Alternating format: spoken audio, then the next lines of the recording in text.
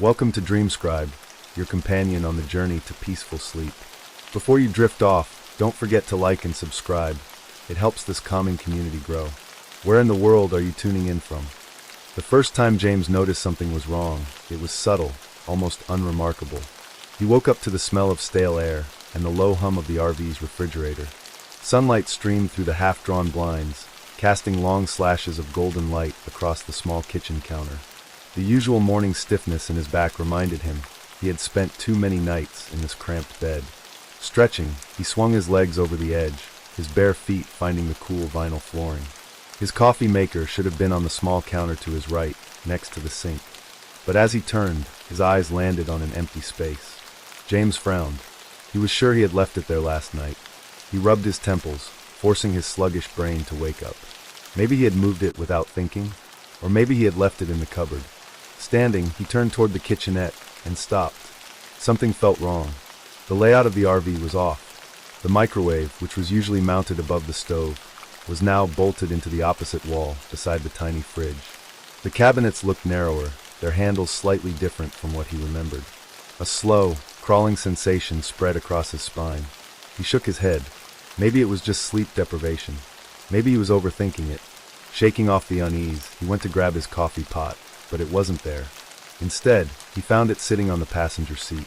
He stared at it for a long moment. The absurdity of it gnawed at him. There was no reason he would have put it there. None at all. Exhaling, James tried to brush it off. Maybe he was just losing it.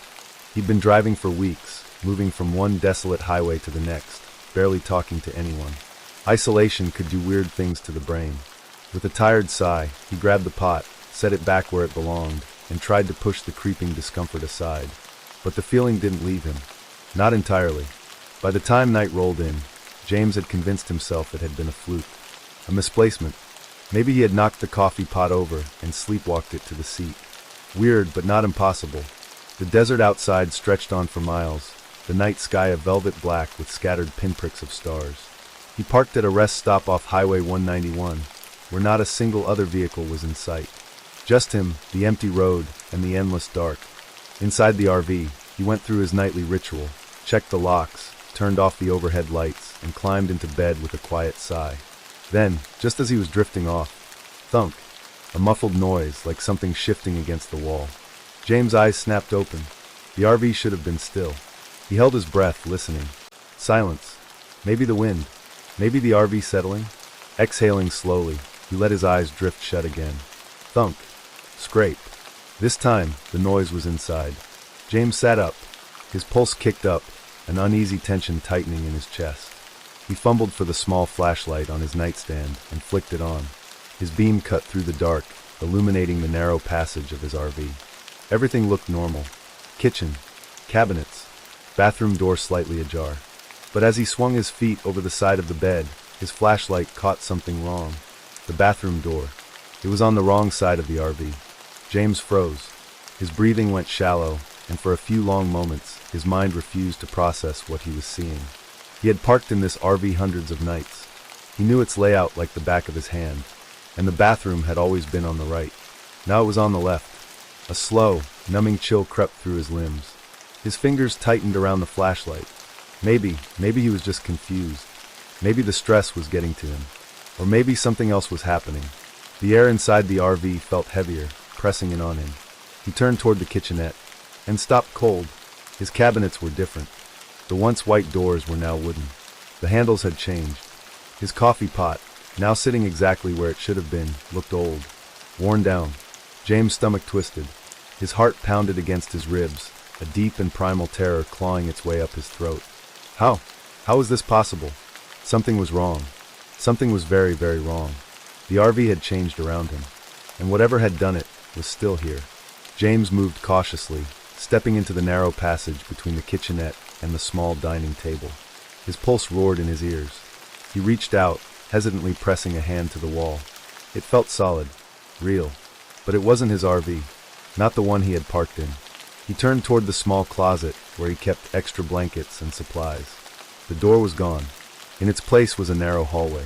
James' breath hitched. That wasn't possible. His RV was barely 25 feet long. There was no room for another hallway. No room for another anything. But the dark passage yawned before him, stretching back into impossible, shifting blackness. His grip tightened on the flashlight. No, this wasn't happening.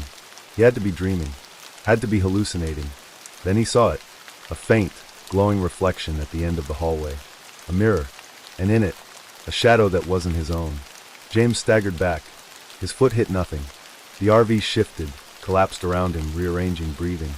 He twisted, scrambling for the door, only to find it missing. His stomach dropped. The exit was gone. The walls groaned, the air pressing heavier and heavier. And in the shifting darkness, the shadow in the mirror smiled. James has just realized the horror of his situation. The RV is changing around him, and he is no longer in control. But what is causing it? Is he alone? Or is something inside with him? This introduction sets up the mystery, psychological horror, and escalating terror that will unfold throughout the story, pulling the audience deeper into the nightmare.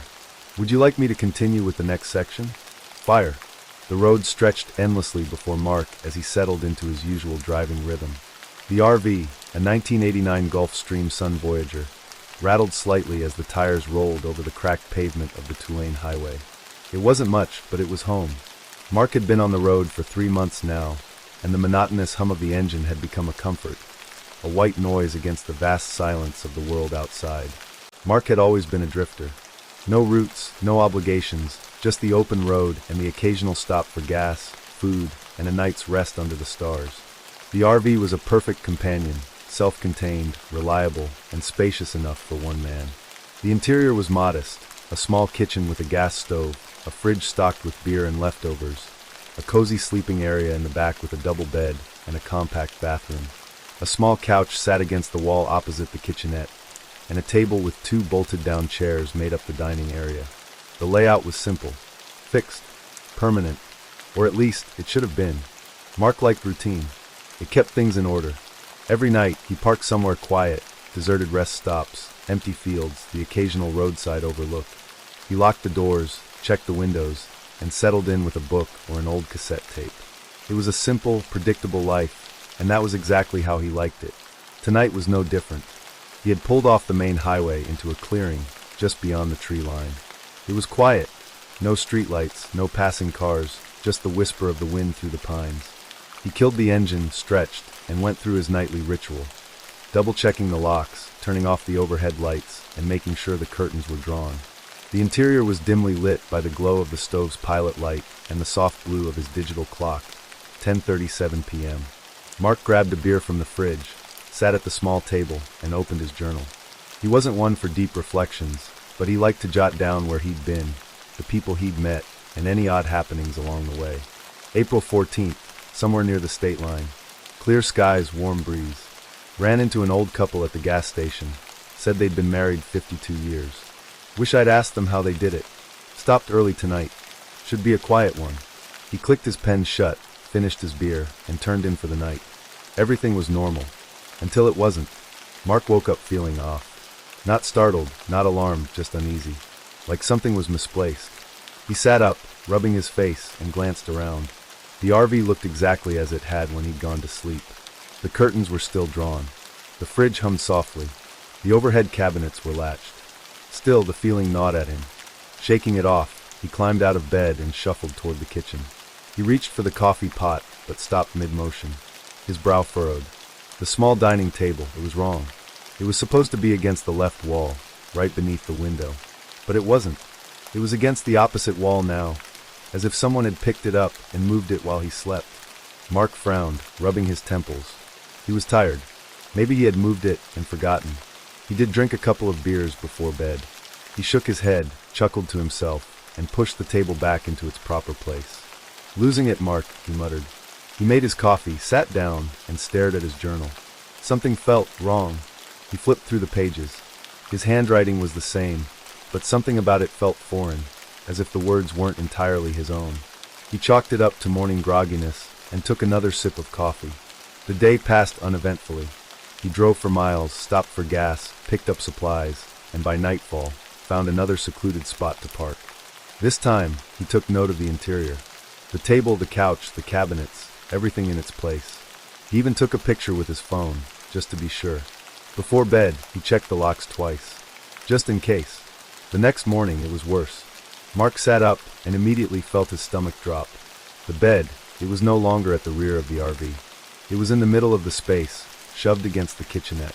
The dining table had moved again, this time turned sideways. The couch was now beneath the window, and the fridge was open. He hadn't heard anything. No footsteps, no dragging furniture, nothing. His heart pounded as he scrambled out of bed and grabbed his phone. He pulled up the picture he had taken the night before. The layout was completely different now. He backed up against the nearest wall, swallowing hard. This wasn't just misplacing things. This wasn't him forgetting or sleepwalking. Something was moving his RV's interior while he slept. His hands shook as he grabbed his keys. He needed to get out of there. Maybe he was exhausted. Maybe it was stress. Or maybe there was someone else in the RV with him, hiding, waiting. He searched every inch of the small space. Opened cabinets, checked under the bed, even pulled open the tiny bathroom storage compartment. Nothing. Finally, he sat on the couch, running a hand through his hair. He exhaled shakily. "It's just in your head," he whispered. "It's gotta be." Still, he took another picture before going to bed that night. And for the first time in a long while, he didn't sleep easily. The first night after noticing the oddities in the RV had left Ethan shaken, but he had rationalized it away. Fatigue, stress, a trick of the mind, something, anything, but the idea that his home was defying reality. He had convinced himself that the misplaced items were due to his exhaustion, that the slightly off furniture arrangement was nothing more than his own absent-mindedness. But deep down, a seed of unease had been planted. By the second night, that seed would sprout into something far more insidious. Ethan parked in a different location that evening, far from the previous night's pull-off. He had made a conscious effort to note everything before going to bed. The kitchen counter, cleared. The couch cushions, aligned neatly. The driver's seat, pushed back, the way he preferred. He even took a few pictures with his phone as an extra measure, snapping shots of each section of the RV before climbing into bed.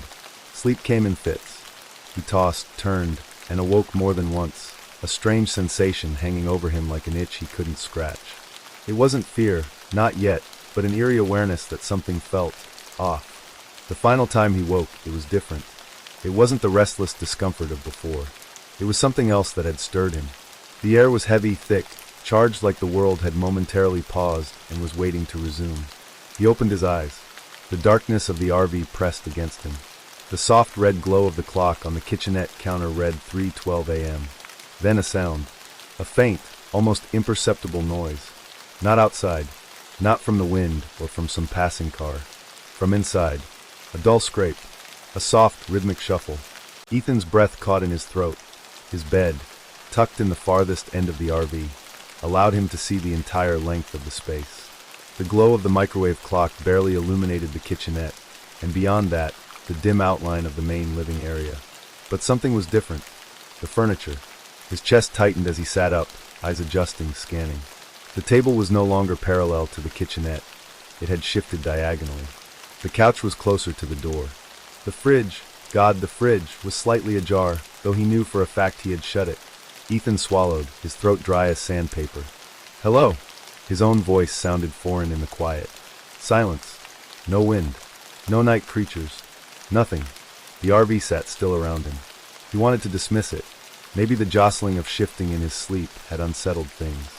Maybe a small incline had caused items to slide, though that didn't explain the fridge.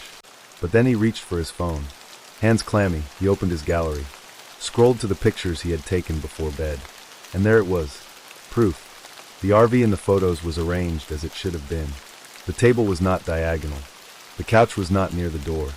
The fridge was closed. Ethan's pulse pounded in his ears. Had he sleepwalked? He had never done that before, not once in his life. But it was the only rational explanation, right? His fingers tightened around his phone as his gut twisted in unease. Then, another sound. Another sound. Not a shuffle. Not a scrape. A click. His eyes darted toward the bathroom door. It was shut. It hadn't been before. Ethan's stomach lurched. He had left it open. He was sure of it. Something was wrong. Dread coiled in his gut as he swung his legs off the bed. He had to check. Had to prove to himself that his mind was playing tricks on him. One cautious step at a time, he moved through the RV. The air was thick, stale. The walls of his home on wheels felt suddenly smaller, as though they were closing in. His breath hitched as he reached the bathroom door. Another sound, a whisper of movement. From inside, Ethan's muscles locked. His heart hammered against his ribs. His hand, slick with sweat, grasped the handle. A breath in, a breath out, and then he pushed it open. The bathroom was empty, but his reflection in the mirror wasn't right. Ethan stared, his breath uneven, his pulse thudding. The bathroom was exactly as it should be. But the mirror, God, the mirror, it was wrong. Not cracked, not fogged, just wrong. His reflection wasn't moving quite the way it should. The delay was minuscule, barely noticeable. But it was there. Ethan moved his hand. His reflection followed, but a fraction of a second too late. He turned his head. His reflection did the same, slightly off, as though it were a poorly synced video. Cold dread washed over him. He lifted his phone, switching to selfie mode. The reflection of his face appeared on the screen. No delay, no distortion, everything normal. He looked back up at the mirror. His reflection wasn't smiling.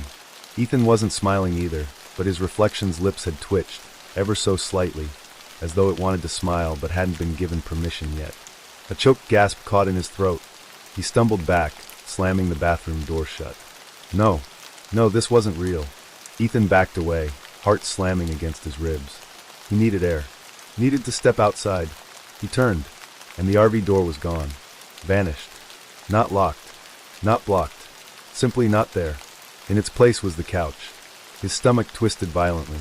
That wasn't possible. He had seen the door just seconds ago. Ethan spun, scanning the RV in frantic confusion. The layout was different again. The couch was now where the door should be. The kitchenette had flipped sides. The bedroom was closer, too close, shrinking the space that had once been a full-length interior. It wasn't just a few pieces shifting anymore. The entire RV was rearranging itself. His breath came in shallow gasps. The walls felt closer, the air heavier. His own home was twisting itself around him. And then a whisper. Soft, nearly imperceptible. But there. It wasn't coming from outside. It was coming from inside the walls. Ethan clenched his fists, sweat dripping down his temples. No, he wasn't imagining this. He wasn't dreaming. This was real. Something was inside the RV. Not an intruder. Not an animal. Something else. Something that had been waiting. Panic clawed at his throat. He had to get out. Had to find the door, wherever it was now. He stumbled forward, reaching for the couch, only to find himself falling.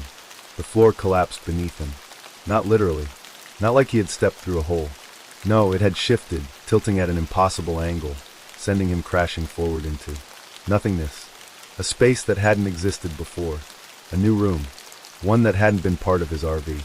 A room that smelled of mildew and decay. Ethan hit the ground, choking on a gasp. The air was damp. Cold. Stale. The walls were too smooth, not the texture of his RV's interior.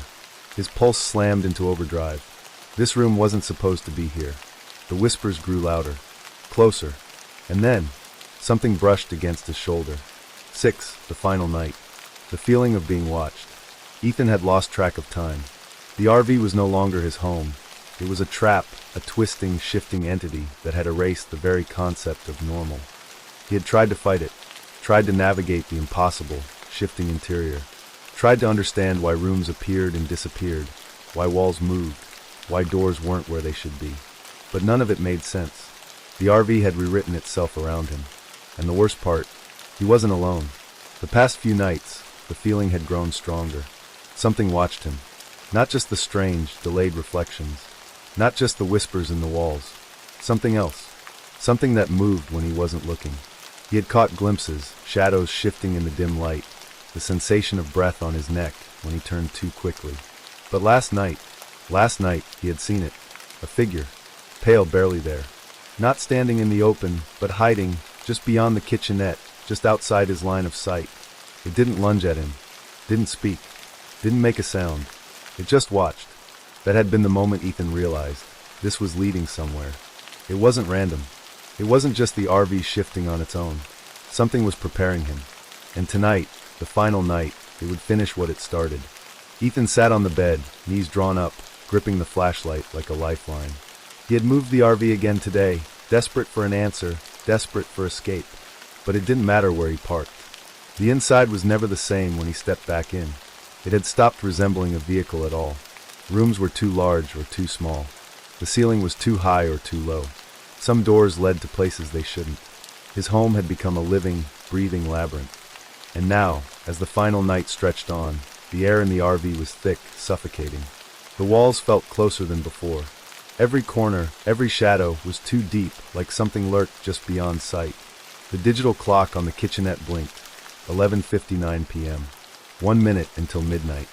And then, the RV exhaled.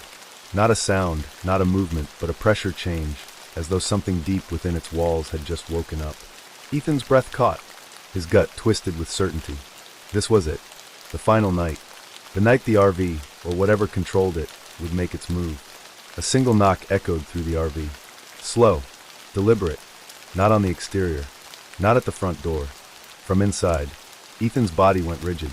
His fingers clenched the flashlight, knuckles white. He turned his head toward the bathroom door. Another knock. From inside the bathroom. The same bathroom where his reflection had once moved out of sync.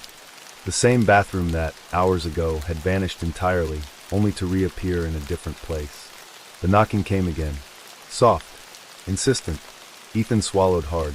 Something was inside. No. Something had always been inside. And tonight, it wanted out.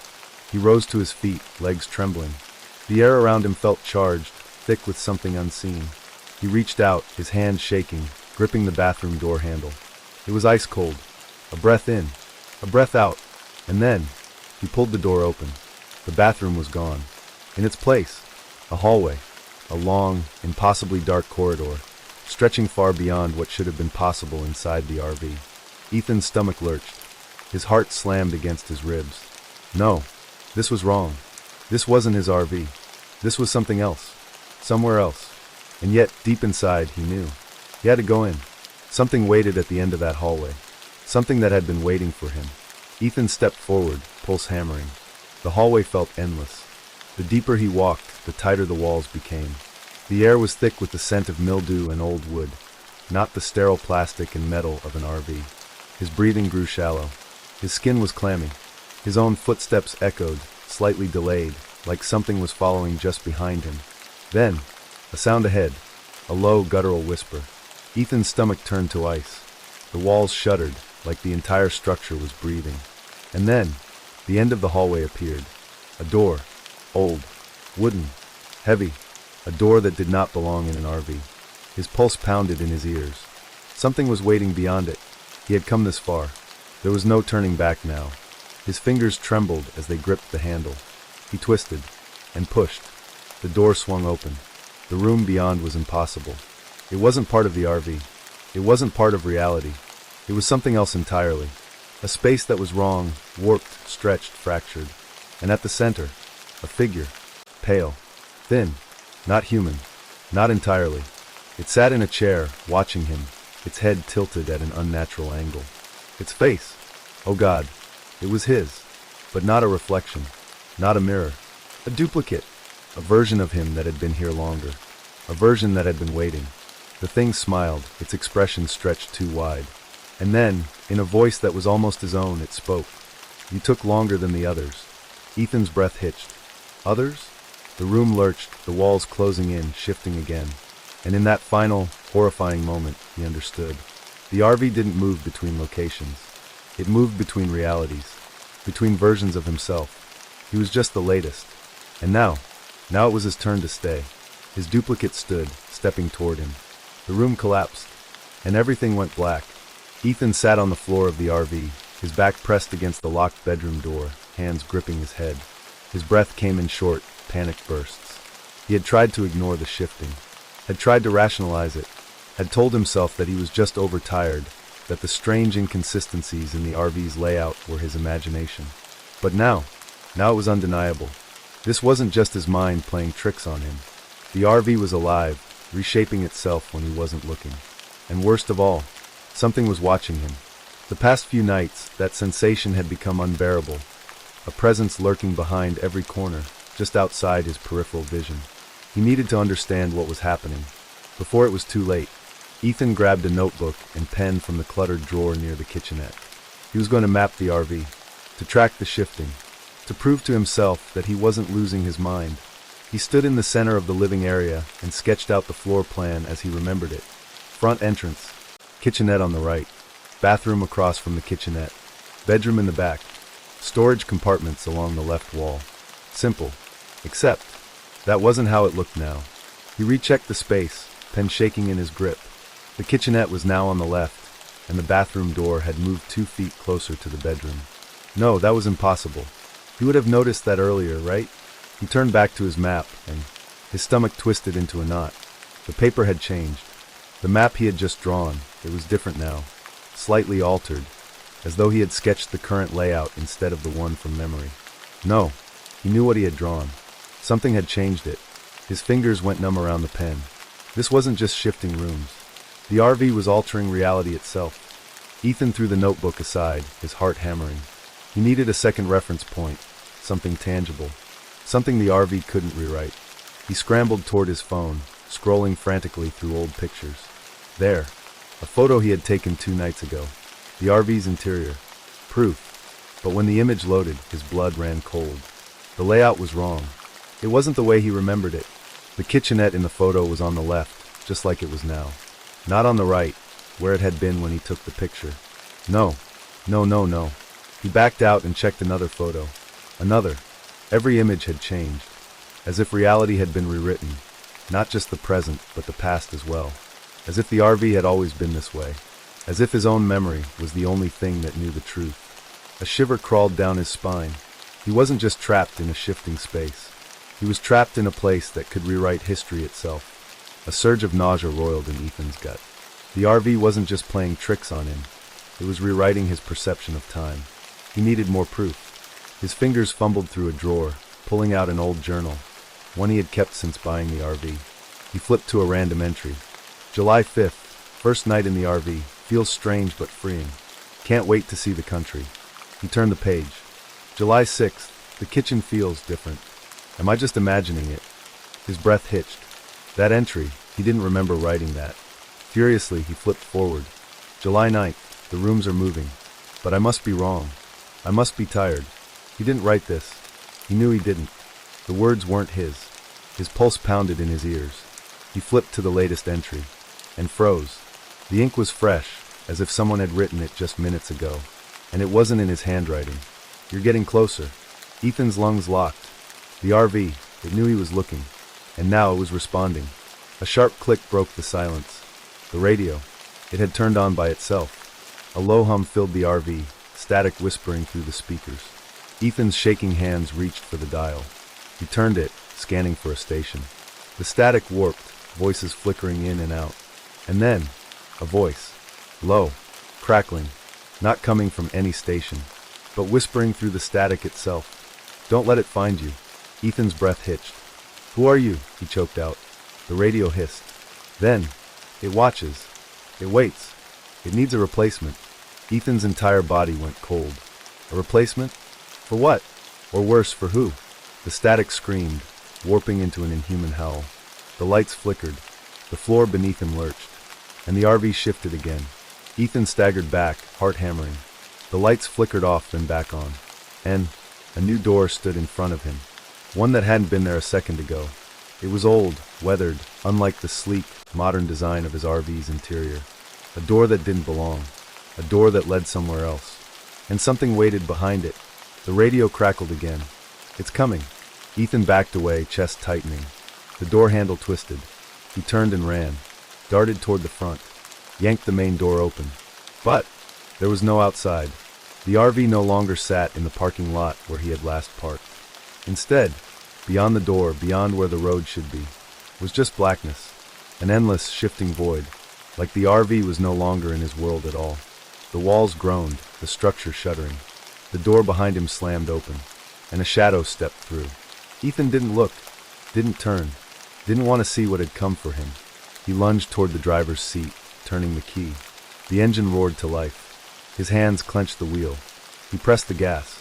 The RV surged forward, into the darkness. And behind him, something whispered his name. 6, the final night. No more running. Ethan's hands trembled on the wheel, his knuckles white as he stared out at the impossible void beyond the RV's windshield. No road. No landmarks. No sky. Just blackness. The RV rumbled beneath him, the dashboard illuminated by the cold blue glow of the instrument panel. But nothing else existed. He had driven into nowhere. His pulse pounded. He couldn't go back, couldn't turn around and face whatever had stepped through that impossible door. And yet, he had the sinking feeling that he wasn't alone. Slowly, he turned his gaze to the rearview mirror and froze. The layout behind him was shifting. The kitchenette warped, cabinets twisting, their corners elongating unnaturally. The bedroom door slid sideways, repositioning itself where the bathroom had been. A shadow flickered in the far corner of the RV. Ethan's breath caught in his throat. Something was standing there, watching. He couldn't make out its form. Only a vague, shifting mass, like it was being blurred out by reality itself. But then, the whispering began. His name, repeated, over and over. Ethan, Ethan, come see. He slammed his foot on the gas. The engine roared, but the RV didn't move. The darkness outside remained unchanged, like the wheels were spinning on air. Trapped. He was trapped, and it was still behind him. The whispering grew louder. Then, a low click. The radio switched on by itself. Static crackled through the speakers. And then, a voice. Not a whisper, but a voice. His own. Ethan, you can't run. You never could. Ethan whipped around, heart hammering, trying to find the source of the sound. But there was nothing. The RV had warped again. The front looked longer now, stretching further than it should. And directly ahead of him, a mirror now stood in the hallway, where the kitchenette should have been. He didn't own a mirror like that. And yet, there it was. Its glass warped at the edges, like it was struggling to maintain its own reflection. And in the mirror, the RV looked normal. His breath hitched. He stepped closer. The reflection wasn't shifting like the real RV. No twisting walls. No impossible doors. Just his original layout, the way it had been before the nightmares began. Hope flickered in his chest. Maybe this was a way out. Maybe if he touched it. He raised his hand, but the reflection didn't move. His breath caught. His mirrored self stood still, staring at him with wide, empty eyes. Then, it smiled. Not a normal smile. A slow, unnatural curling of lips, the mouth stretching too wide. Ethan stumbled back. The reflection stepped forward. Then, it raised a hand, pressed it against the inside of the mirror, and knocked. Knocked. Knocked. The glass rippled like liquid. And from within the mirror, his own voice spoke. Let me out. Ethan staggered back, his entire body trembling. The reflection kept knocking harder now, its mouth stretching too wide, its eyes darkening to hollow pits. He turned and ran. No more waiting. No more playing the RV's game. He rushed toward the front door, grabbing the handle. But it was gone. No door. Just smooth metal. Like it had never existed. No. No, no, no. A low groan filled the RV. The walls shuddered, the air thickening like something unseen was breathing. And then, a new door appeared, right where the fridge had been. Old. Weathered. The same impossible door from before. And the handle. It was turning. Ethan backed away as the door creaked open. A sliver of blackness lay beyond the threshold. But it wasn't empty. Something was inside. A shape moved in the darkness. Tall. Unnaturally thin. Its limbs too long. Its fingers dragging across the floor as it stepped forward. Its head. No.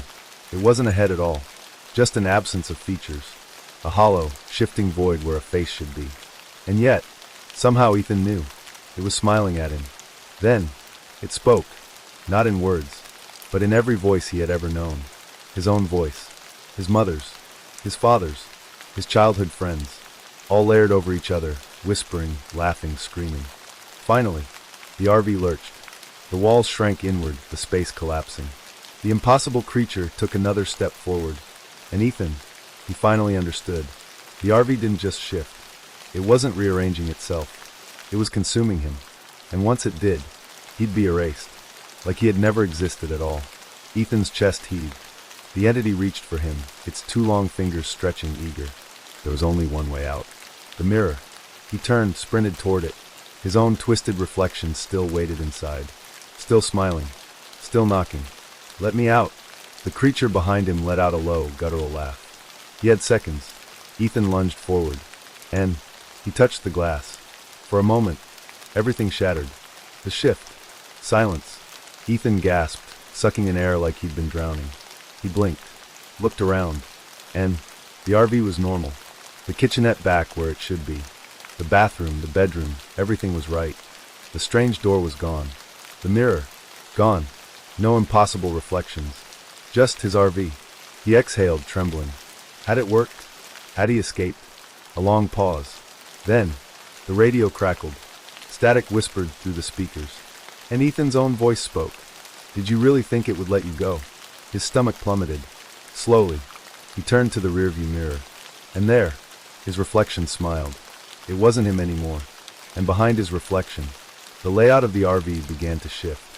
The wrong reflection. Ethan's breath came in short gasps. He stood frozen, staring at the rearview mirror, at his own smiling reflection. The thing that wasn't him. The RV's layout looked normal now. No shifting walls, no impossible doors. But something was wrong. Deeply, irreversibly wrong.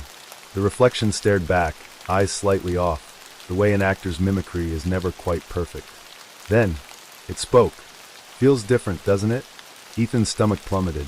His own voice was coming from the mirror. But he hadn't spoken.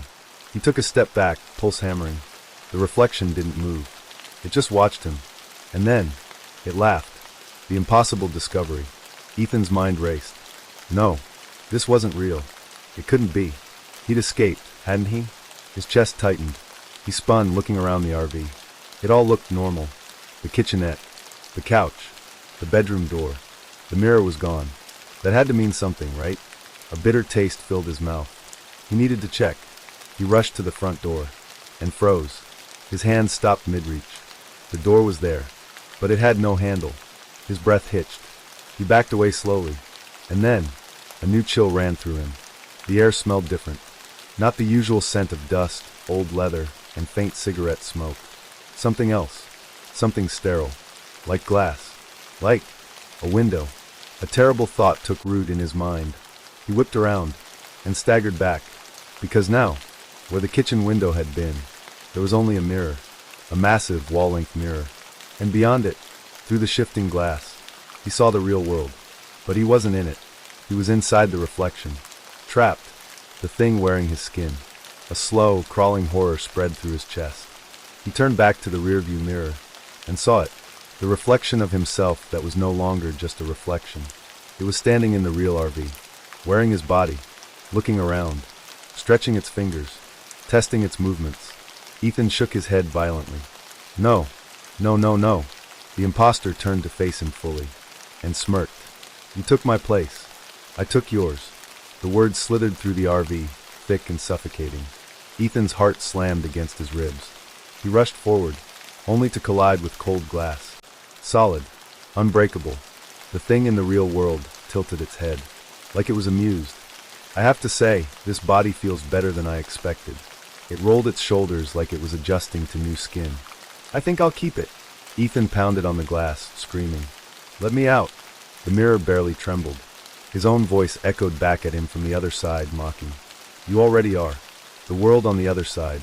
Ethan's chest heaved. His mind spun. He pressed his hands against the glass, watching the real world beyond it, watching his stolen body move inside his RV. The imposter grinned at him. Then, it turned and walked away, toward the driver's seat. Ethan's stomach twisted. He slammed his fists against the barrier. No! Stop! The imposter started the engine. The RV rumbled to life. Ethan's insides coiled with dread. Where was it going? What would it do in his body? The imposter paused, one hand on the wheel. Then slowly, it turned back toward the mirror and raised a hand. Not a wave, not a gesture of goodbye, but a mocking knock. Knock, knock. The same way Ethan had knocked on the mirror before. A sickening chill crawled up his spine.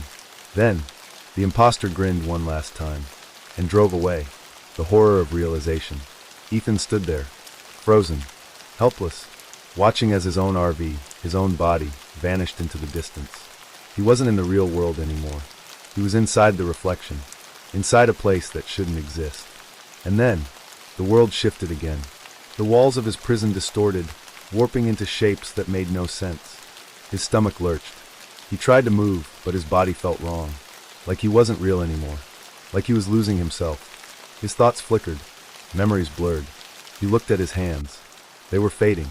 His fingers stretched too long. His face felt loose, like it was trying to change, like he was becoming the thing that had lived in the mirror before him, the thing that had waited for a body to steal. His own scream echoed through the empty reflection. And then, darkness. Epilogue, a new traveler. The road stretched out beneath the RV's wheels, endless and open. The wind howled softly through the trees. Inside, the man who looked like Ethan drove with a relaxed grip, humming, enjoying the feel of the body that wasn't his. His new hands tapped against the wheel.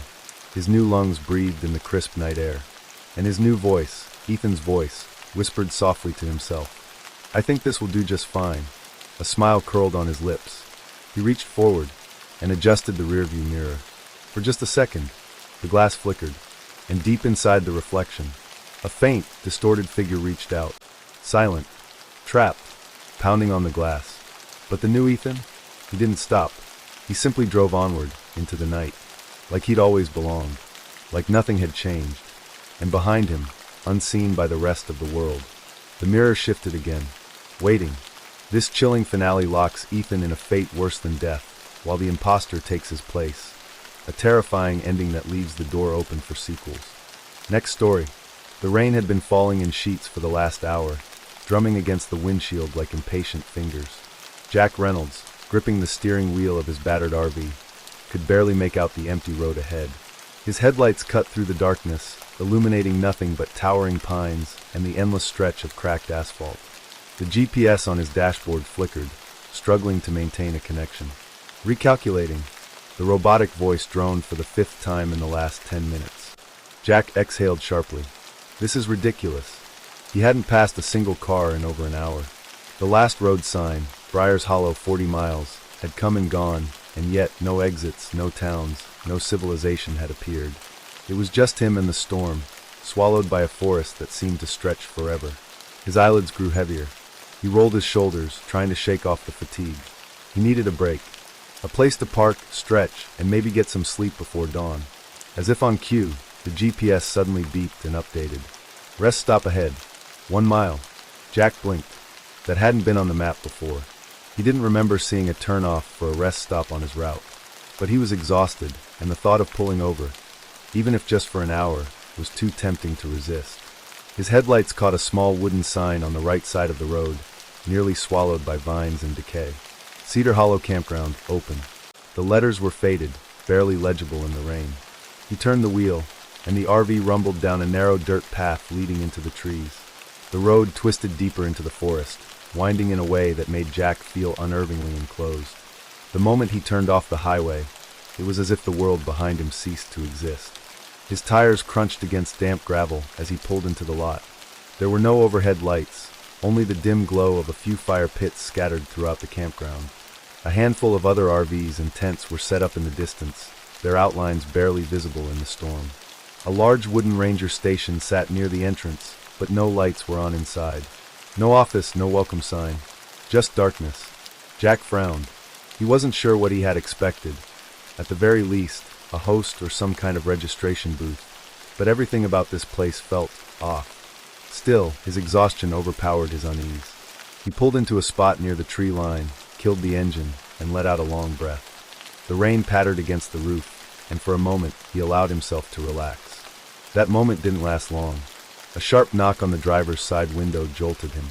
Jack's heart slammed against his ribs as he turned to see a man in a ranger uniform standing outside his RV. The man was tall and lean, his face mostly hidden by the brim of his wide hat. His uniform looked old-fashioned, like something from decades ago, and his name tag was scratched blank. Jack lowered the window slightly. "Hey, this place open?" The ranger didn't blink.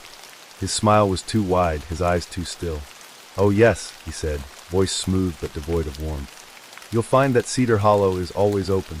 Jack's grip on the steering wheel tightened. "There a fee or something?" The ranger cocked his head slightly, as if amused by the question. "No need to worry about that. Stay as long as you like." Jack hesitated. Something about the way the man spoke unsettled him, like he was reciting lines from a script.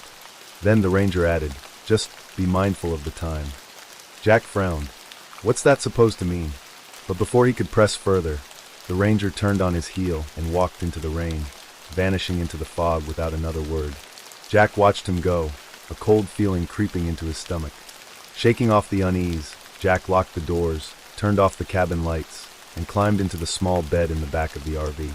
The exhaustion hit him hard, his body melting into the mattress. Outside, the rain continued its steady rhythm against the metal roof. His breathing slowed. His mind drifted. Then came the whisper. Faint. Distant. But inside the RV. Jack's eyes snapped open. He held his breath, listening. Nothing. Just the rain. He exhaled, shaking his head. I'm too damn tired for this. He rolled onto his side, and his heart stopped. Through the reflection in the microwave door, he saw something standing in the darkness behind him. A shape. Still. Watching. Jack spun around, reaching blindly for something, anything, to use as a weapon. But the RV was empty. Just him and the cold air pressing against his skin. He let out a shaky breath, running a hand through his hair. Jesus, Jack, you're losing it. The microwave reflection was empty now, the space behind him normal. But something still felt wrong. He reached for his phone, flipping it open. No signal. No Wi-Fi. No time. Not even a battery percentage. Just a blank, frozen screen. Then outside came a noise that sent pure ice down his spine. A distant scream, cut short, as if it had been swallowed by the trees. Jack sat up, every muscle in his body tensed. He listened, waited, but there was nothing. Just the wind, the rain, the eerie silence of the campground. Then came the second knock on the window. Slow, deliberate. And this time, when Jack turned to look, it wasn't the ranger standing there. It was something else. Something wrong. Something that looked like him. The road stretched on, a ribbon of cracked asphalt cutting through the endless trees. Jake and Lisa had been driving for hours, their RV humming steadily as it rolled over the uneven terrain. It was supposed to be a quick getaway, a weekend trip into the wilderness to disconnect from the pressures of everyday life. No emails, no deadlines, no honking traffic. Just them, the open road, and the promise of quiet nights under the stars. Lisa, curled up in the passenger seat, traced lazy circles on the foggy glass, her gaze flicking to the map sprawled across her lap. We should be coming up on a good campsite soon, she said. According to the map, there's a designated RV park just a few miles ahead. It's remote but has all the basics, fire pits, trails, even a small lake. Jake nodded, his fingers drumming against the steering wheel. Sounds perfect. We'll set up, make dinner, and actually relax for once. As if on cue, the GPS screen flickered, recalculating their route. A robotic voice chimed in. Turn right in 1 mile. Lisa frowned. That's weird. The campground isn't supposed to be for another few miles. Jake shrugged. Maybe it's a shortcut? Following the instructions, he turned the RV onto a narrow dirt path that twisted into the woods. Towering pines loomed on either side, their dark silhouettes swallowing what little daylight remained. The air grew thick, dense with the scent of damp earth and pine needles. Finally, the trees thinned, revealing a clearing bathed in golden twilight. A wooden sign stood at the entrance, the words Whispering Pines Campground carved deep into the weathered surface. Huh, Lisa murmured, tilting her head. I don't remember seeing this place on the map. Jake pulled the RV into an empty lot near a cluster of picnic tables. The campground was eerily still. Not another vehicle in sight. No distant chatter of other campers. Just the whisper of wind through the trees and the occasional creak of unseen branches swaying in the breeze. Lisa exhaled. Well, at least we have it all to ourselves. They stepped out, stretching their stiff limbs. The air carried an odd stillness, the kind that made Lisa's skin prickle. Something about this place feels old, she murmured, like it's been waiting for us. Jake chuckled, shaking his head. You and your creepy vibes. It's a normal campsite, babe. Just quiet. They set up camp, rolling out their chairs, cracking open a couple of beers, and lighting a small fire. As darkness settled in, the world around them disappeared into the black void of the forest. Lisa took a deep breath, inhaling the scent of burning wood. Now this, she said, taking a sip of her drink. This is what we needed. Jake raised his bottle in agreement. To a stress-free weekend. The fire crackled. Crickets hummed. The night pressed in around them, thick and consuming. Lisa checked her phone. No service. Figures, she muttered, tucking it away. A distant rustling in the woods made her pause. She turned, scanning the darkness. Nothing. Jake, did you hear that? Probably just an animal. We're in the middle of nowhere. Lisa nodded, but the uneasy feeling gnawed at her. By the time they crawled into bed inside the RV, exhaustion settled in. The gentle rocking of the vehicle in the night breeze was almost soothing. Lisa drifted off, her mind surrendering to sleep. She woke suddenly. The RV was still. Too still. Lisa turned to Jake, but he was sound asleep, his breathing deep and even. Glancing at the clock, she frowned. 3 a.m.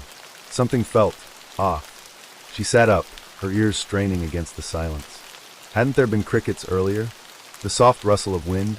No, there was nothing. Just an all-consuming void of sound. Lisa slowly climbed out of bed and peered out the window. The campground looked exactly the same. The fire had burned down to embers. Their chairs still sat untouched. And yet, her stomach twisted. She could have sworn she parked facing the entrance to the campground. But now, the RV was facing the opposite direction. Lisa's breath hitched. That wasn't possible. Heart pounding, she shook Jake awake. "Jake, wake up. Something's wrong." He groaned, rubbing his eyes. "What?" "We moved. The RV. It's turned around." Jake sat up, his brows knitting together. He climbed out of bed, checked the front of the vehicle, and ran a hand through his hair. "That doesn't make any sense. We didn't hear the engine. The parking brake is on. It's not like someone could have just pushed it around." Lisa wrapped her arms around herself. "Jake, I have a really bad feeling about this place." He sighed, pulling her close. "Let's not freak out. Maybe we're just remembering wrong. Let's go back to sleep and check it out in the morning." Lisa wasn't convinced, but she let him guide her back to bed. Still, sleep did not come easily. Morning arrived in a haze. Sunlight filtered through the RV's curtains, casting golden streaks across the interior. Jake groggily pulled himself out of bed, stretching. Lisa was already awake, sitting at the small table with a cup of coffee, staring out the window. "Did you sleep?" Jake asked. She shook her head. "I kept thinking about last night, about how wrong everything felt." Jake rubbed his face. "Let's check the map and head out. We'll find another campground, one that doesn't give you the creeps." Lisa nodded, relieved. But when she pulled out her phone, her stomach dropped. The date. It was 2 days later. Her coffee cup slipped from her fingers, shattering on the floor. "Jake, look at the date." Jake grabbed his own phone, and his face paled. "That's not possible." Lisa turned on the RV's ignition. The dashboard clock read the same. 48 hours had passed. Jake swallowed hard. "We just went to sleep. It was just one night." Lisa's voice trembled. "Then where did those missing hours go?" They exchanged a look of pure, unfiltered terror. Something was very, very wrong. Lisa reached for her map, unfolding it with shaky hands. "We need to go. Right now." Jake threw the RV into reverse, his hands gripping the wheel like a lifeline. As they pulled away from the eerie campsite, neither of them dared to look back. Yet, deep in her gut, Lisa had a sinking feeling. Had they truly left? Or were they simply driving in circles, trapped in a nightmare that had already stolen time from them? A disturbance in the routine. The first night at the campsite had been oddly still. No animals scurrying through the underbrush, no distant sounds of other campers, just silence, pressing and absolute. James had chalked it up to his exhaustion. Maybe he just wasn't paying attention. But by morning, a subtle unease gnawed at him. The sun rose as expected, spilling pale light through the RV windows. James blinked at the clock on the dashboard. 8:12 a.m. Right on schedule. He climbed out of bed, stretched, and started his morning routine. Coffee, eggs, a short walk around the site. He even scribbled in his travel journal. Pulled in last night. Quiet. Too quiet. Nothing odd, but something feels off. Maybe just road fatigue. By 9:30 a.m., James was ready to leave. He slid into the driver's seat, turned the key, and frowned. The RV's GPS was glitching, refusing to load a route out of the campsite. The screen flickered, then displayed something unsettling. No route found. James exhaled through his nose, irritated. Technology was always unreliable when you needed it most. He switched over to his phone, opening Google Maps. The GPS dot jittered in place, as if unsure where it was. Still, he had eyes and a road. The entrance was just beyond the trees. He could backtrack the way he'd come. Simple. Except it wasn't. The loop begins. James eased the RV onto the road, passing the empty wooden sign marking the entrance. The moment he turned onto the winding asphalt path, an unsettling sensation prickled the back of his neck, like stepping through an invisible doorway. The trees felt off. Maybe it was the way they leaned inward, branches laced too tightly, the gaps between them dark and depthless. Maybe it was the odd hum in his ears, like the after-echo of a sound too low to register. but the road was the same. He drove. 5 minutes passed, then 10, then 20. The entrance was nowhere in sight. His grip on the steering wheel tightened. Had he missed a turn? No, impossible. He'd just followed the only exit road. He reached for his phone again, checking the map. The screen refreshed. Mile 0. His stomach nodded. That wasn't right. There should have been miles between him and the campsite by now. He wasn't moving? No, that wasn't it. He looked outside, watching the scenery slip by. He was covering ground, but something cold licked up his spine. Up ahead, a wooden sign appeared at the roadside. A familiar wooden sign. No way. As the RV rolled past it, his blood ran cold. Welcome to Evergreen Campground. Check-in, self-service kiosk. Check-out, anytime before noon. James's breath hitched. His knuckles went white against the wheel. He had just driven in a circle, testing the boundaries. James shook his head, trying to stay rational. This could be explained. Maybe he had looped around without realizing it. Maybe the road was circular and he had missed an exit somewhere. Maybe he was just tired. He took a deep breath, turned the RV around, and drove in the opposite direction. The road stretched ahead, smooth and familiar. He drove for another 20 minutes. No turns, no intersections, just trees and road. Then, the sign appeared again. Welcome to Evergreen Campground. James felt a weight settle on his chest. This was wrong. This was very, very wrong. A gnawing sense of déjà vu clawed at his mind. He checked the clock. 9:30 a.m. No, that wasn't possible. He had left 20 minutes ago. The time should have changed. He yanked his phone from the dashboard, unlocking it with shaky fingers. The screen displayed a notification he hadn't seen before. Round pushpin, you have arrived at your destination. His breath shuddered out of him. It was lying. He hadn't moved. A fractured reality. Heart pounding, James made a snap decision. He pulled over to the side of the road, grabbed his keys, and climbed out of the RV. He needed to walk, see if he could leave on foot. The moment his boots hit the pavement, a strange pressure settled over him. The air was thick. James took a step forward, then another. The gravel crunched underfoot. The forest loomed tall and silent. No wind, no birds, just his own breathing and the pounding of his heart. He walked for what felt like 15 minutes. Then his stomach dropped. The RV was in front of him again, right where he started. James whirled around, looked down at the ground. His own boot prints trailed behind him, but they just ended. There was no path leading back to where he had walked from. This isn't happening, he whispered. His pulse roared in his ears. He turned sharply, moving faster this time. His legs carried him forward in long strides, nearly breaking into a jog. He walked farther than before, counting his steps, keeping his eyes locked ahead.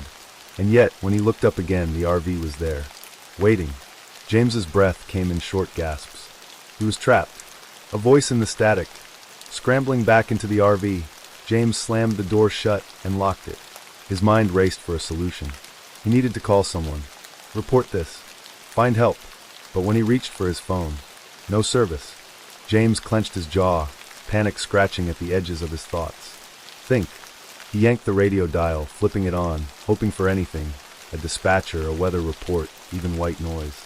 Instead, the speakers crackled, and a distorted voice hissed through. Still here, still here, still here. James's hands went ice cold. The radio should not be on. It had been broken since last month. The knobs barely worked. But now, the dial twisted on its own, the voice warping between pitches. You're not supposed to leave. James's breath caught in his throat. The temperature in the RV dropped. His own breath fogged in front of him. He stepped back, heart hammering, as the voice shifted. It was mimicking him now. This isn't happening, it whispered. James lunged for the radio, twisting the knob wildly. The voice laughed, a breathy, empty sound, before the static cut out. Silence. James was shaking. His thoughts swam in all directions. He grabbed a map from the dashboard, spreading it out with trembling fingers. He needed to find another way. No GPS, no tech, just old-fashioned navigation. But as his eyes flicked to the map, every single road led back to the campsite. There was no way out. The realization. James sat frozen, staring at the map as the weight of the situation settled over him. The GPS wasn't broken. It was forcing him to stay. The road wasn't looping. Time itself was resetting. And the radio, the voice, something else was here. His pulse thrummed in his skull. He was trapped in a place that didn't obey reality. And worst of all, It knew he was trying to leave. James slowly lifted his gaze to the RV's small window. The forest outside stood still, as if watching. The air pressed heavy against the glass. Then, just beyond the trees, something moved. A shadow, tall and waiting. James stopped breathing, because the thing standing in the tree line, it looked exactly like him. A desperate plan. James refused to stay here. The creeping sense of dread had transformed into full-blown panic. He had already tried the obvious, driving out, walking out, checking maps, and even using his phone. Nothing worked. The RV was stuck in a loop. And the worst part, time wasn't moving. The digital clock on the dashboard still read 9:30 a.m. His phone's time display flickered, 9:30 a.m. No matter how much time passed, the world outside refused to acknowledge it. But he wasn't going to let this place win. If conventional means of escape didn't work, he needed a new strategy. Try another route. The main road looped back, but what about the dirt paths? He had noticed a few small, unmarked trails leading deeper into the woods. Disrupt the pattern. If time was looping, maybe he could break the cycle by altering his actions. Push the RV to its limits. Speeding, taking random turns, driving until something gave in. James refused to be trapped. Breaking the loop, he grabbed a red marker from the glove compartment and scribbled a message on his arm. If you read this, you're in the loop. It was a safeguard. If he ever forgot what was happening, if time reset his memory along with the clock, this message would remind him. Then, gripping the wheel, he threw the RV into reverse. This time, he wouldn't go forward. If the road ahead led back to the campground, maybe going in the opposite direction would force a change. The RV lurched backward. Gravel crunched. The towering trees zipped past in the side mirrors as he gained speed. The odometer climbed, 20 miles per hour, 30 miles per hour, the trees blurred. His breath hitched. The wooden sign appeared again. Welcome to Evergreen Campground. James slammed the brakes. His head jerked forward, his pulse hammering. He threw the RV in park, gripping the wheel so tight his knuckles went white. No! No, no, no! It hadn't worked. It hadn't mattered. The forest's warning. James shoved open the RV door and stormed outside. The wind had picked up, but it carried no sound. The trees loomed, their branches twisted too tightly, their trunks off kilter, as if they weren't used to standing still. His breath came fast. There had to be a way out. He turned toward one of the narrow, overgrown paths that veered off from the main road. A dirt trail, barely wide enough for a bike, but it led somewhere. Without hesitation, he sprinted toward it, and a sound split the silence. A deep, guttural creak. James froze. His ears strained. The sound came again, the groaning of wood shifting under immense pressure. His eyes snapped to the trees. They were moving, not swaying in the wind, not rustling. They were physically moving. One tree, massive and gnarled, had twisted unnaturally, its branches stretching toward the dirt path. As if blocking it, James staggered back, heart pounding. His breath fogged the air. The forest doesn't want me to leave. He spun around, looking for another way. A different path. Anything. And then, from the depths of the woods, he heard footsteps. Slow, deliberate, coming toward him. The thing that watches. James felt his stomach twist into a knot. He wasn't alone. The trees had moved, and now, something was moving with them. He bolted back to the RV, wrenching the door open and slamming it behind him. His hands trembled as he locked it, his breath coming in ragged gasps. The world outside was silent again, but he knew something was out there. He grabbed his flashlight, turned it on, and shone it through the windshield. The beam cut through the darkened woods, revealing a figure standing at the tree line. James's chest seized. It was him, not a reflection, not a shadow. It was him, standing there watching. The other James was motionless, his features obscured by the dim light. But one thing was clear, his lips were moving. James couldn't hear what he was saying, but he saw the slow, deliberate movement of his own mouth, repeating the same words over and over. James felt his body go cold. He didn't want to know what it was saying. But then, a whisper curled through the static of the RV's radio. Stay, James screamed. The final attempt. Something had to break. He had to fight back. If he couldn't drive out, if he couldn't walk out, then he had to force the loop to snap. His eyes darted to his travel journal. His last entry had been from the previous morning, before he had arrived here, before everything had gone wrong. But now, flipping through the pages, his blood ran cold. There were new entries. Dozens of pages filled with his own handwriting. Tried to leave today. It didn't work. Day 4 or maybe 5. No way to tell. The other me is getting closer. What if I'm the one who isn't real? James's breathing hitched. His hands were shaking too hard to hold the book. He shoved it away and lunged for the ignition. This had to end. He slammed his foot on the gas. The RV roared forward, engine straining, tires screeching against the asphalt. He didn't care what direction, he just needed to move. The headlights cut through the trees. The road blurred beneath him. The speedometer climbed. 40 miles per hour. 50 miles per hour. 60 miles per hour. Then, a wall of trees rose in front of him. James yanked the wheel. The RV skidded, tires howling. The metal frame lurched sideways, and for a split second, he was airborne. Then everything went black. The aftermath. James woke up with a jolt. His head throbbed. His body ached. He was slumped in the driver's seat, the RV's engine still rumbling softly beneath him. His breath came in short gasps. He looked at the clock. 9:30 a.m. His blood ran ice cold. Slowly, with shaking hands, he reached for his phone. A new notification had appeared. James swallowed, his throat tight. He turned his head toward the window. The forest stood still. The road stretched ahead, smooth and endless. And just beyond the trees, watching him, was himself. A fractured reality. James sat in the driver's seat, his breath shallow, hands gripping the wheel. His pulse thumped in his ears. The RV's dashboard clock hadn't changed. 9:30 a.m. No matter what he did, no matter how much time seemed to pass, it was always 9:30 a.m. His body felt heavy, fatigued.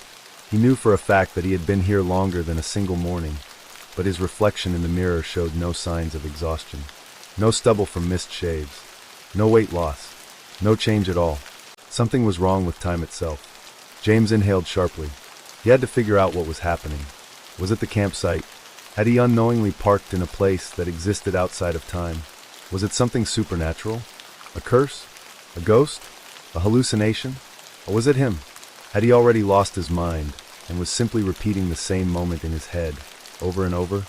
He needed proof. Something physical. Something real. Leaving breadcrumbs, James reached for his travel journal, flipping through the pages.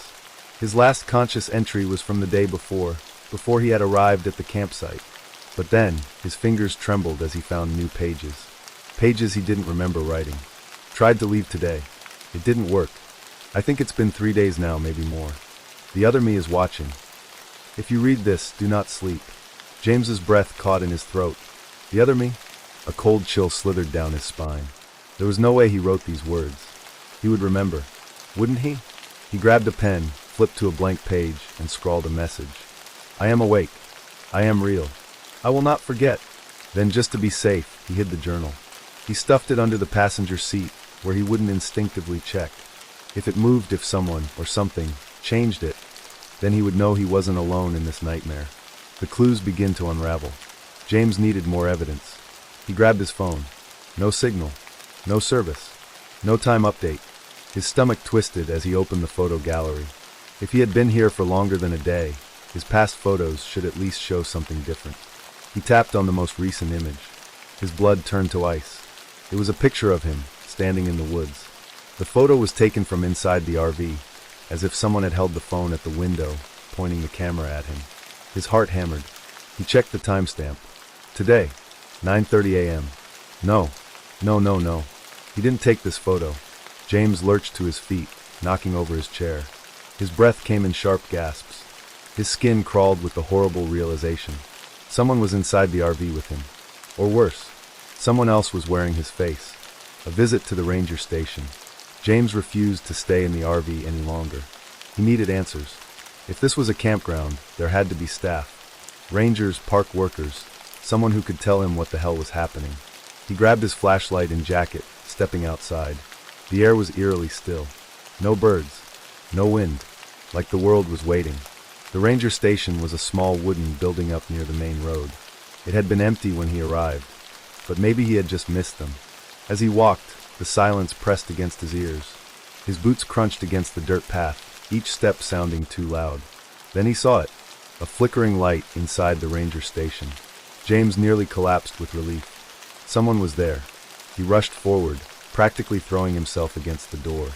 Bang, bang, bang. Hello? Is anyone in there? Silence. Then, the light snapped off. James's stomach dropped. Something was wrong. Inside the station, the door creaked open. James hesitated, then stepped inside. The room smelled of stale air and damp wood. Old maps and brochures sat on the desk. A single radio crackled static from the back wall. And then James saw it, the corkboard. It was covered in missing person flyers. Dozens, maybe hundreds.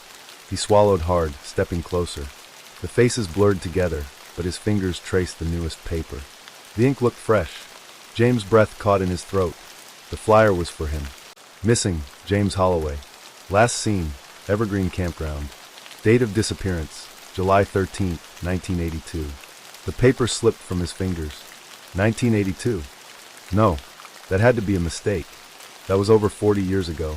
That wasn't possible. His hands trembled as he grabbed another flyer. Missing, Lucas Grayson. Last seen, Evergreen Campground. Date of disappearance, March 26, 1957. Then another. Missing, Maria Turner. 1939. James staggered back, his lungs squeezed. People had been disappearing from this campsite for decades.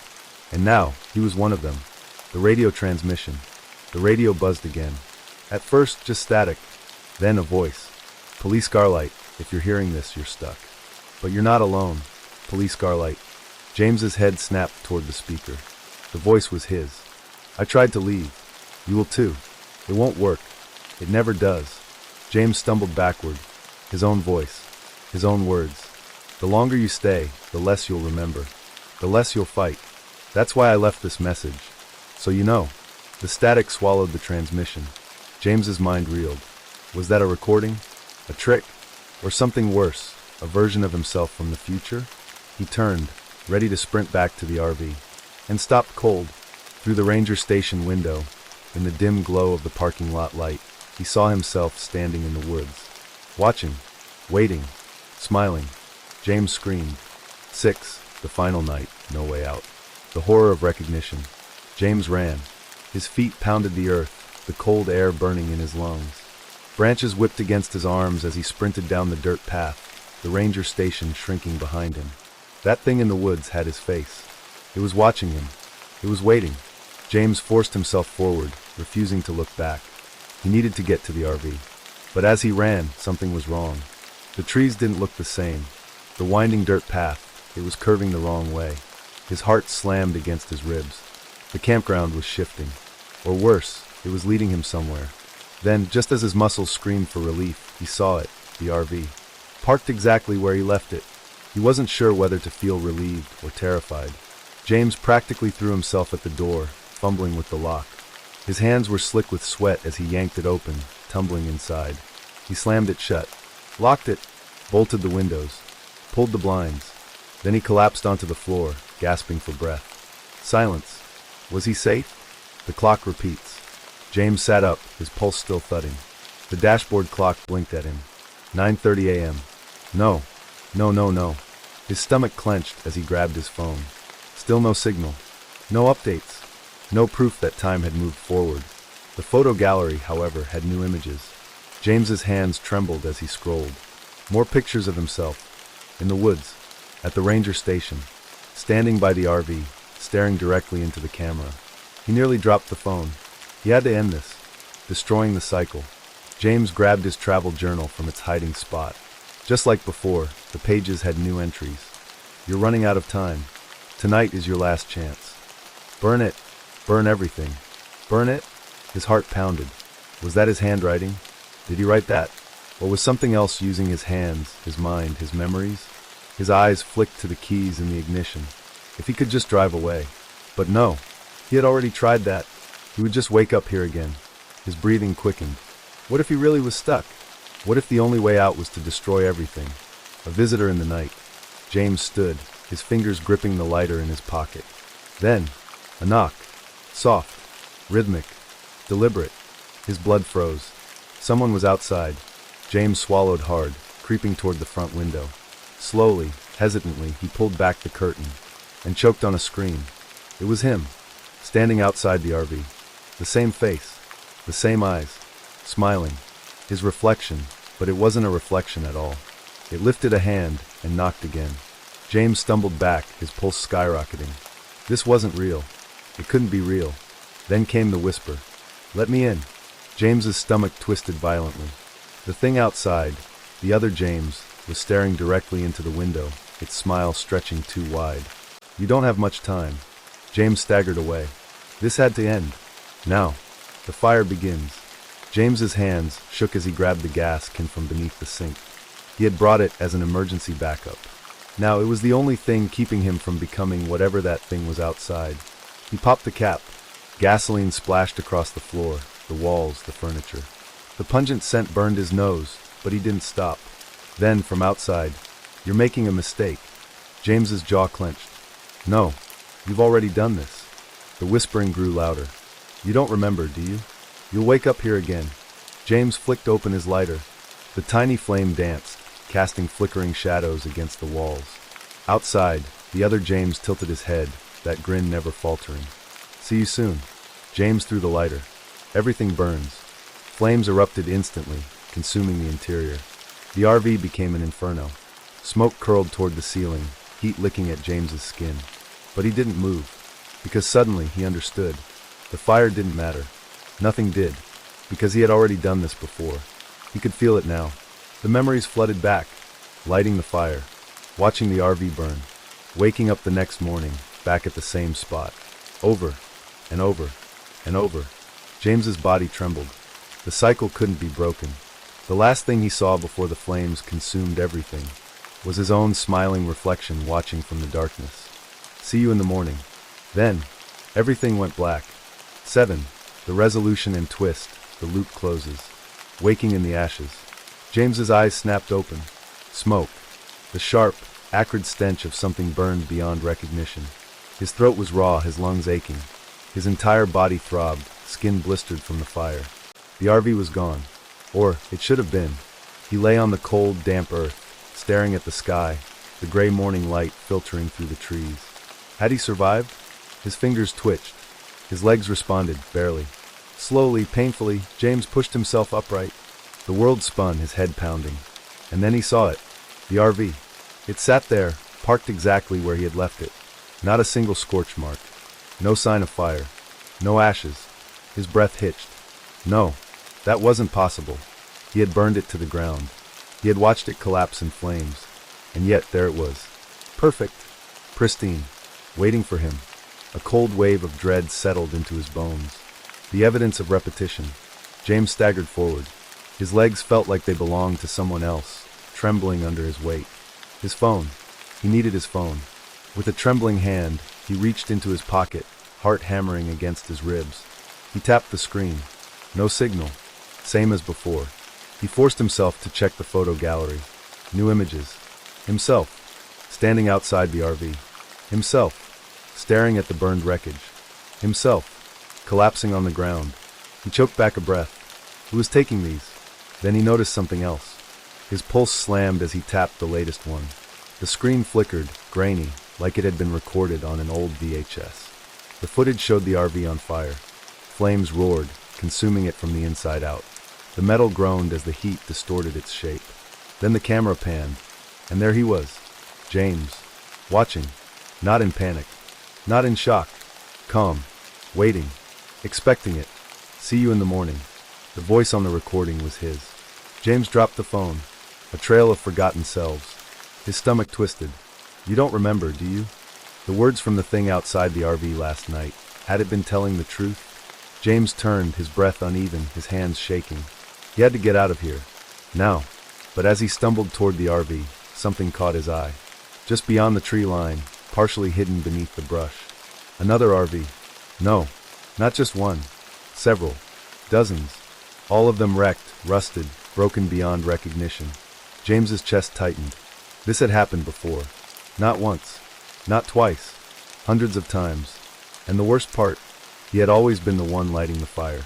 The truth at mile marker 0. A gust of wind blew through the trees, carrying the distant echo of something shifting, something whispering. James forced himself forward, his footsteps slow, reluctant. One of the RVs was older than the rest. The metal was rusted out, the windshield caved in. The door hung open, swaying slightly. James stepped inside. Dust coated every surface. The air was thick with the smell of rot. But there, on the table, a journal, the same kind as his own. His hands trembled as he picked it up, the cover peeling with age.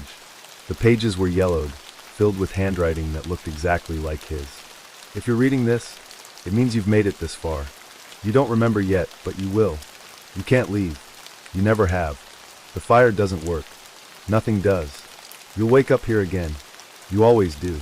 James's vision blurred. His own handwriting. His own words. He flipped frantically through the pages, hundreds of entries, each one recounting the same events. Finding the campsite, realizing time was slipping, trying to escape, starting the fire, waking up again, over and over and over, a loop. A perfectly orchestrated nightmare. James staggered backward, his head spinning. Then, a new entry. At the very bottom of the last page, written in fresh ink. You're not alone. Check the mirror. The reflection that waits. James's breath hitched. The mirror. He turned slowly. There was a cracked vanity mirror on the opposite side of the RV. He stepped toward it. 1 step. 2 steps. He looked, and his reflection was smiling. See you in the morning. The world went black. The final twist, the new arrival. A car pulls into the campsite. The driver is tired, rubbing his eyes, thinking about pulling over for the night. His GPS says he's near a rest stop that isn't on any map. Mile marker 0. He pulls in, parking next to a single RV, pristine, untouched, waiting. The moment the driver steps outside, his phone glitches. The time jumps. He frowns. He could have sworn it was just 10 p.m., but now it says 6 a.m. Something about the place feels off. He turns toward the RV. The door swings open, and James steps out, smiling. Welcome to the campsite. You won't be leaving. Not really. Next story. The road stretched into the endless dark, illuminated only by the twin beams of the RV's headlights. Ethan gripped the wheel tightly, his fingers pale against the leather. The digital clock on the dashboard read 3:12 a.m. The highway was empty. It had been for the past 2 hours. Not a single car. Not a single set of headlights in his rearview mirror. His knuckles ached from how tightly he held the wheel. He had always loved night driving, the solitude of the open road, but tonight something felt different. The emptiness stretched unnaturally. The farther he drove, the more he felt like he wasn't getting anywhere. The GPS had gone static an hour ago. The screen flickered with digital noise, struggling to find a route. He was somewhere along the backroads of Arizona, a stretch of highway where cell reception was non-existent. Tick, tick, tick. The turn signal echoed through the silence as he pulled into a deserted rest stop. The lot was completely abandoned. The restrooms were dark, the vending machines humming faintly. A single flickering streetlight cast long, unnatural shadows across the asphalt. Ethan exhaled, rubbing his eyes. He had been driving for nearly 10 hours straight. He needed a few hours of sleep before getting back on the road. Stepping into the back of the RV, he locked the door behind him 3 times. Click, click, click. Ethan let out a breath and sank onto the small bed, pressing the heels of his palms into his tired eyes. The RV was silent except for the occasional pop of metal settling in the cool night air. Then, from the front of the RV, click. A sharp, crisp sound. A seatbelt fastening. Ethan's heart jolted. His body stiffened. His breath hitched in his throat. He sat completely still, ears straining against the silence. The driver's seat was empty. He had seen it when he walked past. He exhaled slowly, shaking his head. He had probably left it buckled. That was it. He was just on edge. But as he turned to lie down, click. This time, it came from the passenger seat. A slow, deliberate tightening of the belt. Ethan's pulse pounded in his ears. The darkness in the RV felt suddenly oppressive, pressing in around him. Fighting the rising panic in his chest, he forced himself to move. Step by step, he crept toward the driver's cabin. The dim glow of the dashboard lights bathed the seats in a sickly blue hue. The seatbelt was fastened, neatly, securely, like someone was sitting there. Ethan's breath trembled as he reached for the belt with unsteady fingers. The moment he touched it, a shadow moved in the rearview mirror. Ethan's stomach lurched. He spun around. Nothing was there. His heart hammered against his ribs. He swallowed hard, trying to push down the rising nausea. He needed sleep. He was just exhausted. Shaking off the unease, he unbuckled the seatbelt. It snapped back into place against the seat. With one last wary glance at the empty chair, he turned back toward the bed. Ethan lay in the darkness, staring at the ceiling. His heartbeat refused to slow. The night felt too quiet, like the whole world outside the RV had vanished. A deep breath. He just needed sleep. The exhaustion finally started to take hold, pulling him into that hazy space between waking and dreaming. Then, a slow, steady breath. Not his. Right beside him. In the darkness. His body froze, his limbs refusing to move. Exhale. The breath was so close, mere inches from his face. Inhale. Ethan's lungs screamed for air, but his body wouldn't respond. It was like he was trapped in some half-dream state, his mind awake, his body paralyzed. Then the mattress dipped. Something shifted next to him. Click. The seatbelt had fastened itself again. Ethan's paralysis broke. He jerked upright, gasping for air. His hands scrambled for the bedside lamp, his fingers fumbling against the switch. Click. The moment the light came on, the seatbelt snapped free. Ethan stared at the empty passenger seat. His breath came in short, ragged bursts. The night felt wrong, off-kilter, like the RV had shifted slightly out of reality. Ethan reached for his phone, his fingers unsteady as he opened the camera. He snapped a picture of the seatbelt. It was stupid, but he needed proof. Something to remind himself that this wasn't just exhaustion playing tricks on him. As he reviewed the photo, his stomach turned to ice. There was something in the picture. Not a person, not a shadow, just the faintest indentation in the seat, like something unseen was sitting there. Ethan's grip on his phone tightened. Click. The seatbelt fastened again, this time tighter. The sun was already creeping over the horizon when Ethan finally stirred. His body ached from the restless night, every muscle tensed like he'd been fighting something in his sleep. He sat up, rubbing his face with his hands. The events of the night before played in his mind like a fragmented nightmare. The seatbelt, the clicking, the breathing. But now, in the light of day, it all felt less real. He swung his legs over the side of the bed, forcing a deep breath. The RV interior was bathed in golden morning light, chasing away the unease that had haunted him through the night. The driver's seat was empty.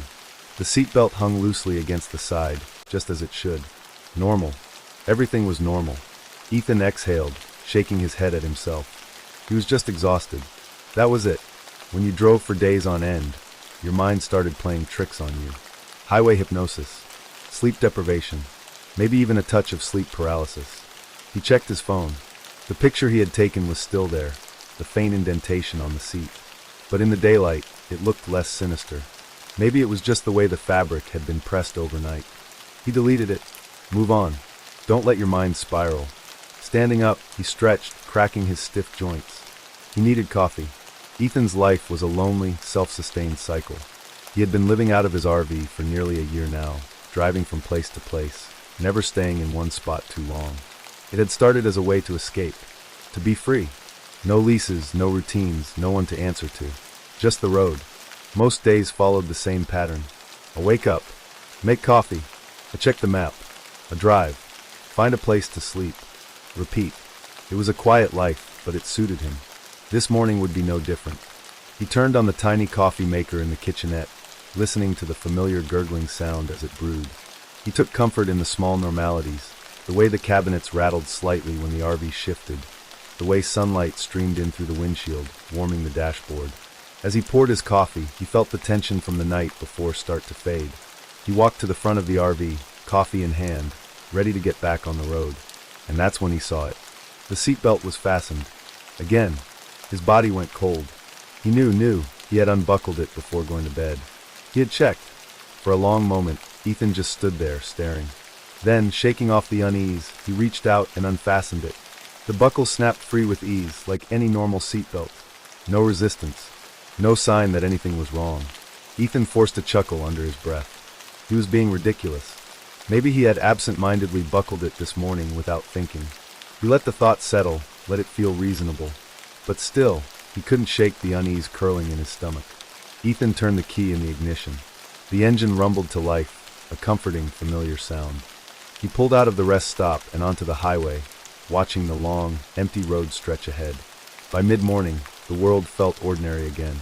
The sun was high, the sky cloudless. The highway had picked up traffic. A few cars passed by, other travelers, other wanderers. Normal. Completely normal. The paranoia from the night before began to dissolve. As Ethan drove, he clicked his phone into the dashboard holder and hit the button for voice control. Call Jake. The phone rang twice before a groggy voice picked up. You're up early.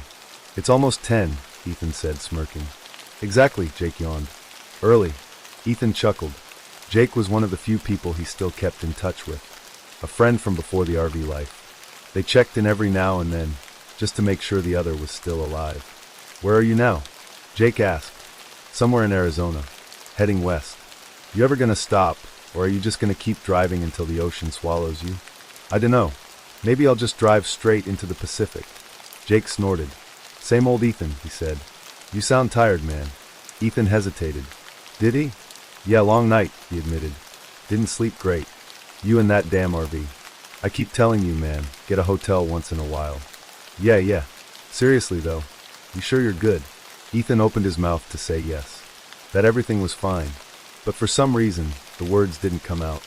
Instead, his eyes drifted toward the rearview mirror. The passenger seatbelt was fastened. Ethan's stomach turned. He was positive he had unbuckled it before starting the drive. Hadn't he? His hands tightened on the wheel. Ethan? Jake's voice pulled him back. Yeah, I'm fine, he said, forcing lightness into his tone. Just need more coffee. Right. Well, don't fall asleep at the wheel. I gotta get to work, but let me know if you don't die, alright? I'll try my best. The call ended, and the silence in the RV returned. The highway stretched endlessly ahead. The seatbelt remained buckled. Ethan didn't touch it this time. A few hours later, he pulled off into a small roadside diner. One of those old-school places with a neon sign buzzing faintly in the daylight. He ordered eggs, toast, and another coffee, settling into the booth with his notebook. Journaling had been a habit of his since he first hit the road. It helped him stay grounded. March 7th, Arizona. Weird night. I think I had sleep paralysis. Seatbelt keeps fastening itself. Probably just my brain messing with me. I need to sleep more. He tapped the pen against the page. But what if it wasn't? A ridiculous thought, but the unease still clung to him. He took a sip of coffee and glanced out the window, toward where his RV was parked. From here, he had a clear view of the front seats. The passenger seatbelt was unbuckled. Ethan exhaled. See? Normal. But when he stood to pay the bill and glanced out again, Ethan froze. The seatbelt had moved. On its own. It was the first moment he truly believed something was wrong. That it wasn't just exhaustion or stress or paranoia. That he wasn't alone in the RV. He swallowed hard, his breath coming slower, heavier. A waitress walked past, snapping him out of it. You okay, hon? She asked. Yeah, Ethan said automatically. Just thought I saw something. That'll happen, she said with a wink. You spend too much time on the road, you start seeing things. Ethan forced a chuckle, but he couldn't shake the feeling that this wasn't just in his head. The highway stretched endlessly before Ethan, the sky shifting from pale blue to deep orange as the sun dipped below the horizon. After driving for hours, his exhaustion was creeping back. He wasn't ready to sleep yet, not after last night, but he needed a break. Spotting a rest stop sign, he turned off the highway, following a cracked asphalt road into a deserted lot. A few rusting picnic tables sat under dim yellow lights, flickering like they were barely clinging to life. No other cars. No people. Just silence. Ethan parked, killing the engine. The RV shuddered into stillness. He exhaled and rubbed his eyes. Maybe a few minutes of peace would help. But as he reached for his coffee, his hand froze. The passenger seatbelt was fastened. Again. And this time, it had happened while he was driving. His pulse pounded in his ears. He stared at the seatbelt, heart hammering, mind racing. This wasn't a mistake. This wasn't exhaustion. This was something else. Something real.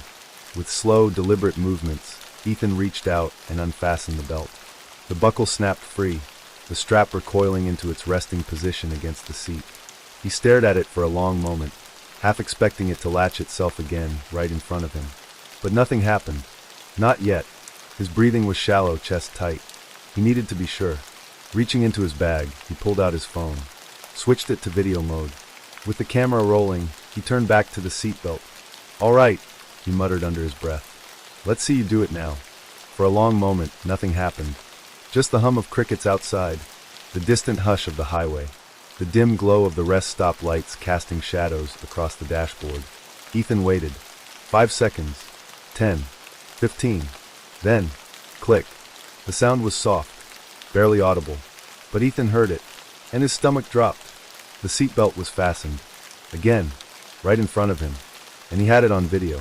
Ethan's breath came in shallow gasps. He couldn't move. He couldn't even look at his phone. All he could do was stare at the buckled seatbelt, heart hammering against his ribs. This wasn't just sleep deprivation. This wasn't some weird mechanical failure. Something else was in this RV. Something invisible. And it was sitting next to him. His hands shook as he forced himself to check his phone. The video was still recording. He replayed the footage, eyes locked on the screen. For the first few seconds, nothing. Then, the seatbelt pulled itself forward, the buckle lifted, and it clicked into place. No hands, no movement, just fastened. Ethan's blood turned to ice. He slapped his phone down onto the dashboard, too shaken to keep watching. His breath came in uneven bursts, his pulse hammering in his ears. This was real. This was F*ing real, asterisk asterisk, and it was sitting in the passenger seat. Right. Now. The RV felt different now. Heavier. Like the air itself had thickened, pressing down on him. He wasn't alone. Ethan swallowed hard, fingers gripping the steering wheel like a lifeline. He needed to move. Do something. Speak. He wet his lips, forced the words out. Is someone there? Silence. The dim rest stop lights flickered. A cold draft whispered through the RV, even though the windows were shut. Ethan shivered. Who are you? Nothing. His fingers clenched around the steering wheel. His rational brain was still trying to find a reason. But deep down, he already knew the answer. It wasn't a who. It was a what. A sudden, reckless anger surged through him. If this thing wanted to mess with him, fine. But he wasn't going to sit here and let it happen. He reached out and unbuckled the seatbelt. Again. Click. He waited, daring it to do something. Nothing. A shaky laugh escaped his lips. That's what I thought, he muttered. Maybe he was just imagining things. Maybe the seatbelt was faulty after all. He turned away, reaching for the ignition to start driving again. Click. The sound snapped through the silence like a gunshot. Ethan's breath hitched. He turned back. The seatbelt was fastened again. Instantly. Not slowly. Not subtly. It had just latched itself. Like it was angry. Like it was telling him something. Ethan's throat was dry.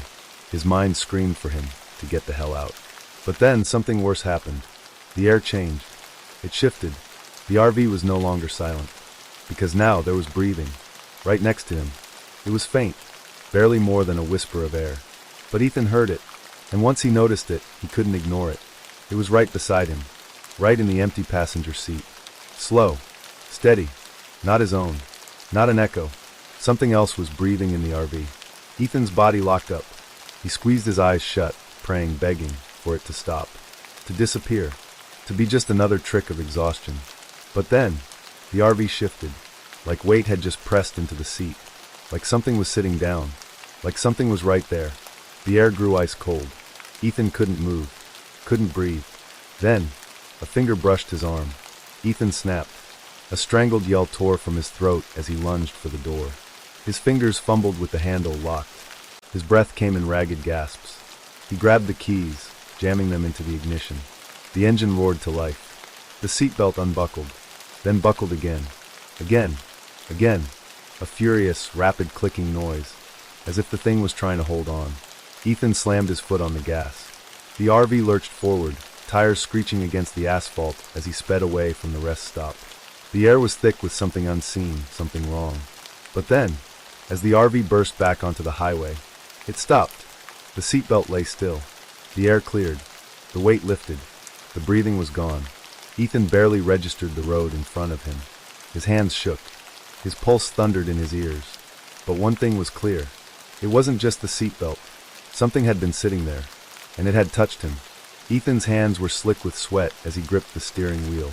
His breath came in shallow bursts, heart hammering like a war drum. The RV barreled down the empty highway, headlights slicing through the darkness. But no matter how far he drove, the dread sat heavy in his chest. The seatbelt remained fastened, a silent, mocking presence. Ethan swallowed hard. He didn't dare look at it, because deep down he knew. He wasn't alone. His mind raced. He needed proof, real, undeniable proof. Shakily, he grabbed his phone and switched it to video mode. With one hand on the wheel, he aimed the camera at the seatbelt. "All right," he muttered, voice barely above a whisper. "Let's see if you do it again." His thumb hovered over the release button. Click. The seatbelt snapped free. He waited. 1 second. 2. 3. Click.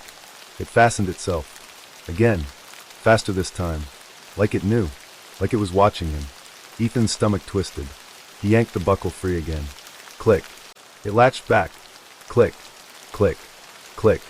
Over and over, the belt snapped open and shut, as if some invisible force was taunting him. His phone slipped from his grip. The screen flickered. And then, the video stopped. The screen glitched. For a split second, a dark shape flickered in the passenger seat. A blurred, humanoid figure. And then the footage vanished. Deleted. Ethan's stomach dropped. His hands clenched the wheel. His phone was dead. His proof was gone. The air inside the RV shifted. Something cold. Heavy. Watching.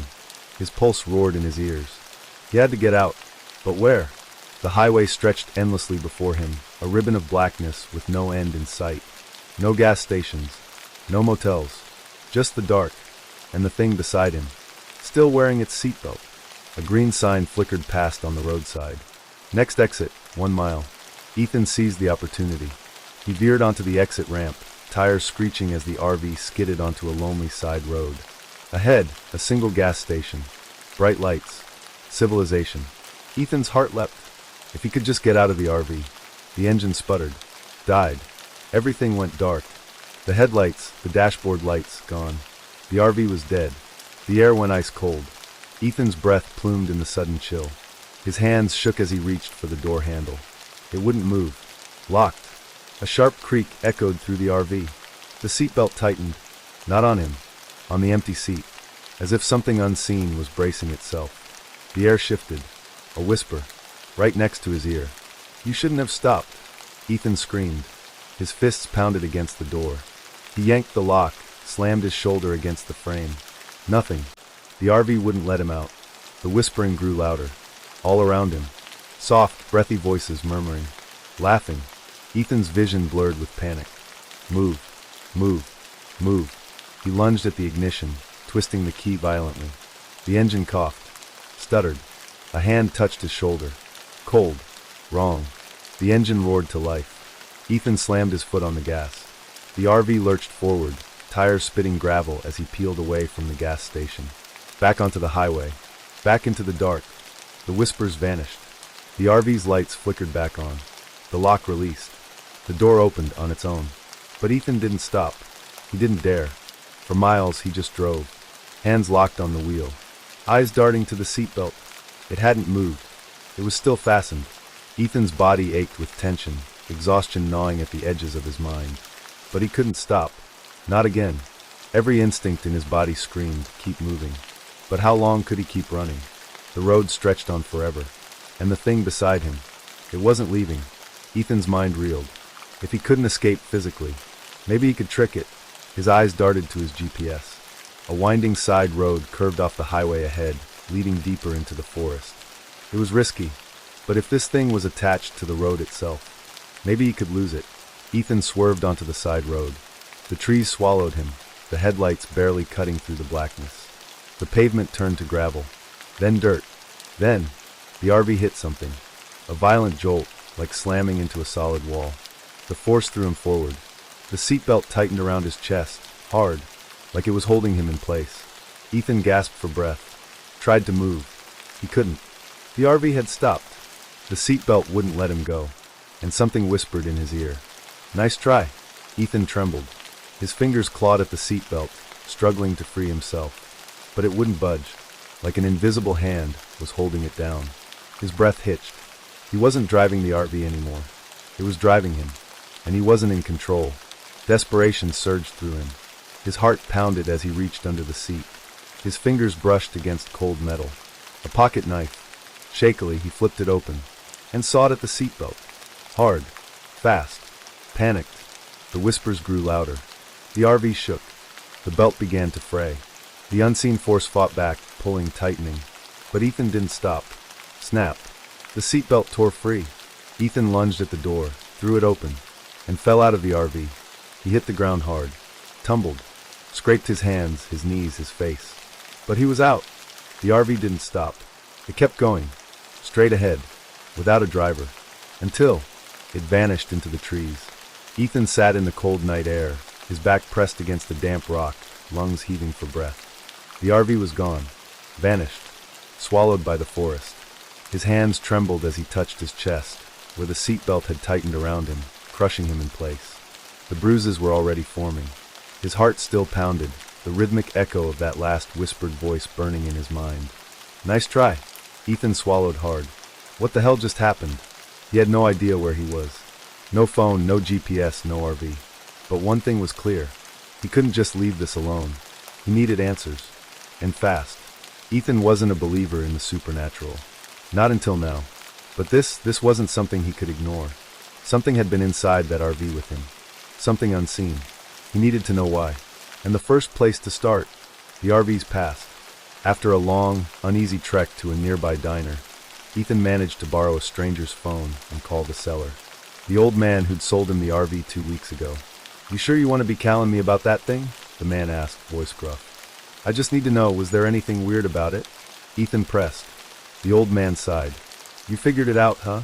A chill ran down Ethan's spine. "Figured what out?" The old man hesitated. Then, in a grave tone, he said, "That thing ain't never empty." Ethan's blood ran cold. "What do you mean?"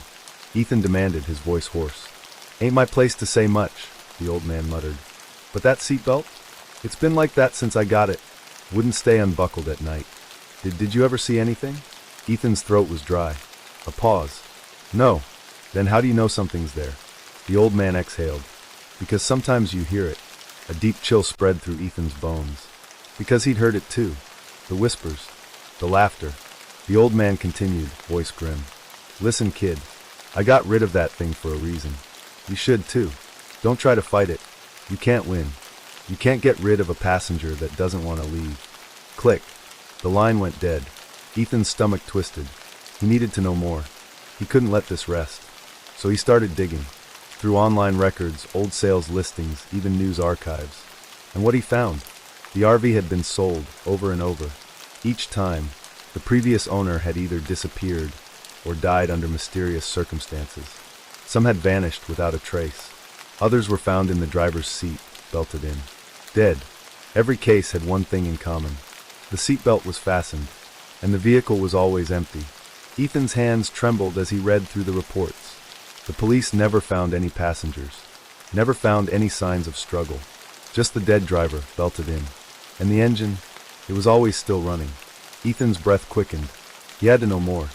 Through a string of old forum posts, he found one person who had captured footage inside the RV. A dashcam recording. From a man who had owned it 5 years ago. Ethan clicked the link. The video began. A man driving. Alone. His eyes flicking to the seatbelt, nervous. Then, at exactly 2:37 a.m., the seatbelt buckled on its own. The man froze. His face went pale. His lips moved, but no sound came out. His hands gripped the wheel, knuckles white. And then, he jerked violently forward, like something had yanked him. The seatbelt tightened. Ethan sat paralyzed, hands clammy, heart hammering. This was real. The RV wasn't haunted. It was a trap, a seatbelt that never unfastened itself, because it belonged to something. A passenger who was never meant to leave. A passenger who took the driver instead. Ethan exhaled shakily. He clicked back to the forum post, and froze. There was an attached photograph. A grainy, black and white picture of the RV's interior. The driver's seat, the dashboard, the rearview mirror. At first, nothing seemed unusual, until Ethan squinted. In the reflection of the mirror, a man sat in the passenger seat. His face was blurred. His eyes were dark voids, and his lips, curved into a smile. Ethan's fingers hovered over the keyboard. His body screamed at him to stop digging, but his mind needed to know. So he typed, "Unseen passenger, missing persons." And there it was, a name, Jonathan Ward, a man who had vanished from his RV 10 years ago, a man who was never found, a man who left behind an empty vehicle, seatbelt fastened. And now, he was still inside, waiting for his next driver. Ethan shut his laptop. His pulse thundered. He wasn't the first. He wouldn't be the last. That RV was out there, and it was looking for someone new. Ethan squeezed his eyes shut, the truth settling into his bones. The passenger never left, because it wasn't the one who had to. It always took the driver instead. And the RV kept moving, kept finding new hands to take the wheel. Because in the end, it was never really Ethan's RV at all. It had always belonged to someone else. Someone still sitting beside him, waiting.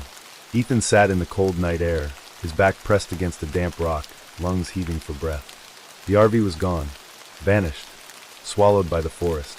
His hands trembled as he touched his chest, where the seatbelt had tightened around him, crushing him in place. The bruises were already forming. His heart still pounded, the rhythmic echo of that last whispered voice burning in his mind. Nice try. Ethan swallowed hard. What the hell just happened? He had no idea where he was. No phone, no GPS, no RV. But one thing was clear. He couldn't just leave this alone. He needed answers. And fast. Ethan wasn't a believer in the supernatural. Not until now. But this wasn't something he could ignore. Something had been inside that RV with him. Something unseen. He needed to know why. And the first place to start, the RV's past. After a long, uneasy trek to a nearby diner, Ethan managed to borrow a stranger's phone and call the seller. The old man who'd sold him the RV 2 weeks ago. "You sure you want to be calling me about that thing?" the man asked, voice gruff. "I just need to know, was there anything weird about it?" Ethan pressed. The old man sighed. "You figured it out, huh?" A chill ran down Ethan's spine. "Figured what out?" The old man hesitated. Then, in a grave tone, he said, "That thing ain't never empty." Ethan's blood ran cold. "What do you mean?" Ethan demanded, his voice hoarse. "Ain't my place to say much," the old man muttered. "But that seatbelt? It's been like that since I got it. Wouldn't stay unbuckled at night. Did you ever see anything?" Ethan's throat was dry. A pause. "No." "Then how do you know something's there?" The old man exhaled. "Because sometimes you hear it." A deep chill spread through Ethan's bones. Because he'd heard it too. The whispers. The laughter. The old man continued, voice grim. "Listen, kid. I got rid of that thing for a reason. You should too. Don't try to fight it. You can't win. You can't get rid of a passenger that doesn't want to leave." Click. The line went dead. Ethan's stomach twisted. He needed to know more. He couldn't let this rest. Police car light, so he started digging. Through online records, old sales listings, even news archives. And what he found made his blood turn to ice. The RV had been sold over and over. Each time, the previous owner had either disappeared or died under mysterious circumstances. Some had vanished without a trace. Others were found in the driver's seat, belted in. Dead. Every case had one thing in common. The seatbelt was fastened, and the vehicle was always empty. Ethan's hands trembled as he read through the reports. The police never found any passengers. Never found any signs of struggle. Just the dead driver, belted in. And the engine, it was always still running. Ethan's breath quickened. He had to know more. Through a string of old forum posts, he found one person who had captured footage inside the RV. A dashcam recording. From a man who had owned it 5 years ago. Ethan clicked the link. The video began. A man driving. Alone. His eyes flicking to the seatbelt, nervous. Then, at exactly 2:37 a.m., the seatbelt buckled on its own. The man froze. His face went pale. His lips moved, but no sound came out. His hands gripped the wheel, knuckles white. And then, he jerked violently forward, like something had yanked him. The seatbelt tightened. Ethan sat paralyzed. Hands clammy, heart hammering. This was real. The RV wasn't haunted. It was a trap. A seatbelt that never unfastened itself. Because it belonged to something. A passenger who was never meant to leave. A passenger who took the driver instead. Ethan exhaled shakily. He clicked back to the forum post. And froze. There was an attached photograph. Police car light, a grainy, black and white picture of the RV's interior. The driver's seat. The dashboard. The rearview mirror. At first, nothing seemed unusual. Until Ethan squinted. In the reflection of the mirror, a man sat in the passenger seat. His face was blurred. His eyes were dark voids. And his lips curved into a smile. Ethan's fingers hovered over the keyboard. His body screamed at him to stop digging. But his mind needed to know. So he typed, "Unseen passenger, missing persons." And there it was. A name. Jonathan Ward. A man who had vanished from his RV 10 years ago. A man who was never found. A man who left behind an empty vehicle, seatbelt fastened. And now, he was still inside, waiting for his next driver. Ethan shut his laptop. His pulse thundered. He wasn't the first. He wouldn't be the last. That RV was out there, and it was looking for someone new. Ethan squeezed his eyes shut, the truth settling into his bones. The passenger never left, because it wasn't the one who had to. It always took the driver instead. And the RV kept moving, kept finding new hands to take the wheel. Because in the end, it was never really Ethan's RV at all. It had always belonged to someone else. Someone still sitting beside him, waiting. Ethan's hands trembled as he gripped the stolen truck's steering wheel. Police car light, he was going back. Back to the RV. Back to the thing inside.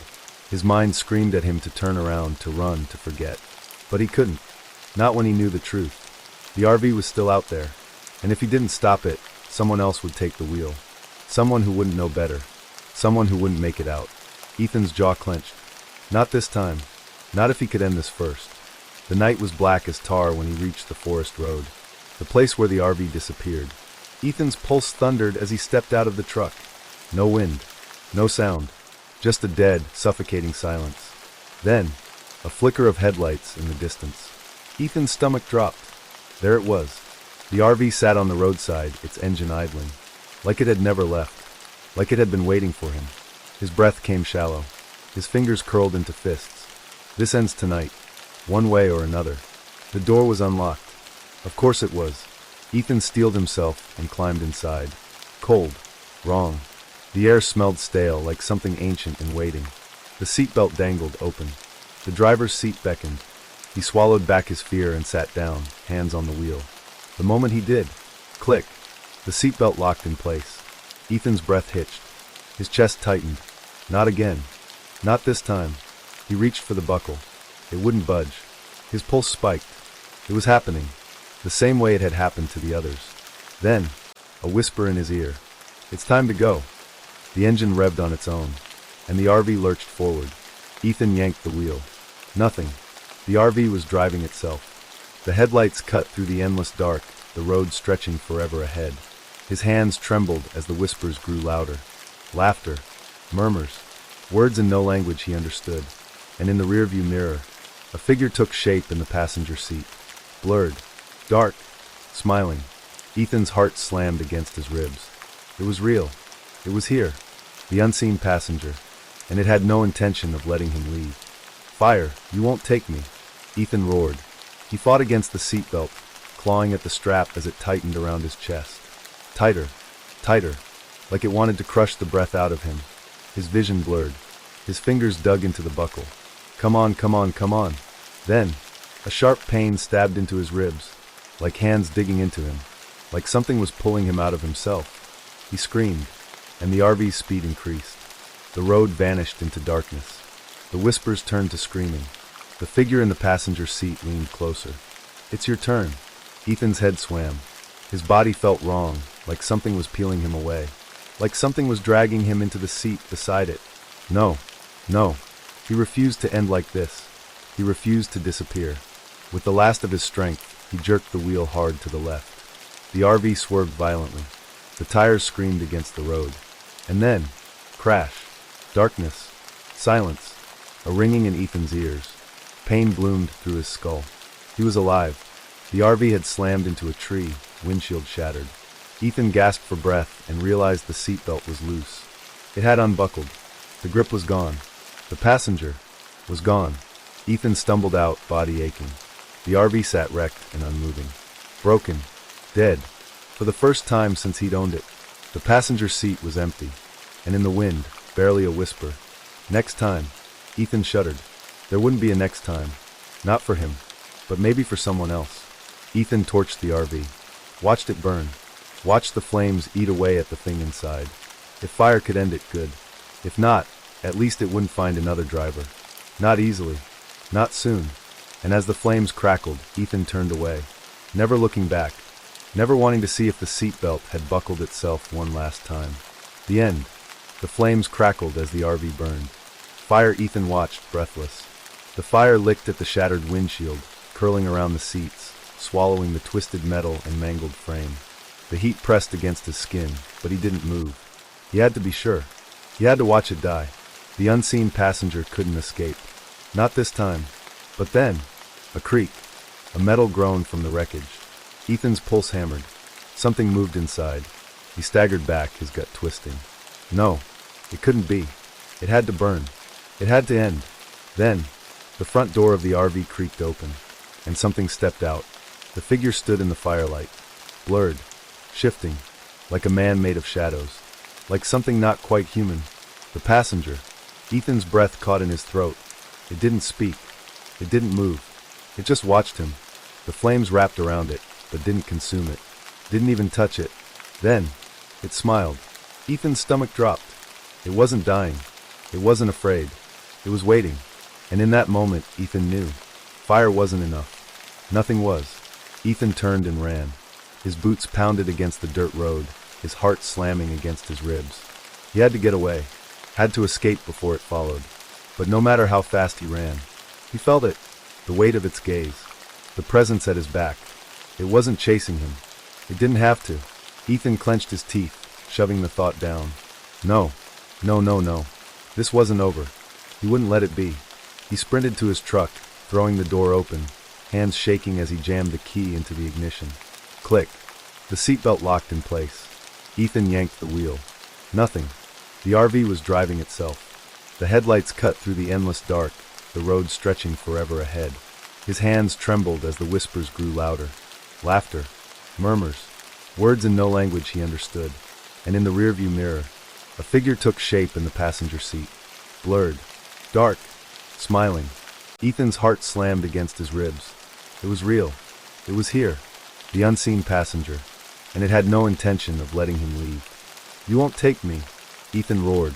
He fought against the seatbelt, clawing at the strap as it tightened around his chest. Tighter. Tighter. Like it wanted to crush the breath out of him. His vision blurred. His fingers dug into the buckle. Come on, come on, come on. Then, a sharp pain stabbed into his ribs, like hands digging into him, like something was pulling him out of himself. He screamed, and the RV's speed increased. The road vanished into darkness. The whispers turned to screaming.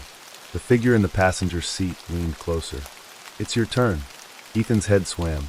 His body felt wrong, like something was peeling him away, like something was dragging him into the seat beside it. No, no.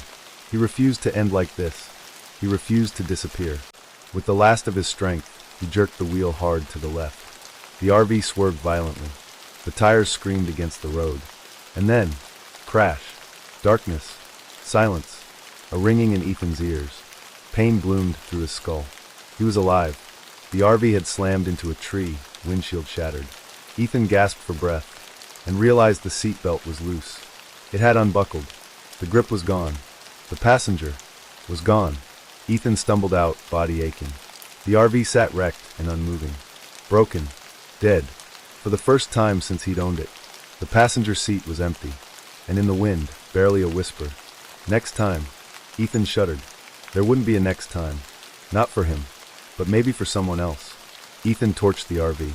Watched it burn. Watched the flames eat away at the thing inside. If fire could end it, good. If not, at least it wouldn't find another driver. Not easily. Not soon. And as the flames crackled, Ethan turned away. Never looking back. Never wanting to see if the seatbelt had buckled itself one last time. The end. The flames crackled as the RV burned. Ethan watched, breathless. The fire licked at the shattered windshield, curling around the seats, swallowing the twisted metal and mangled frame. The heat pressed against his skin, but he didn't move. He had to be sure. He had to watch it die. The unseen passenger couldn't escape. Not this time. But then, a creak. A metal groan from the wreckage. Ethan's pulse hammered.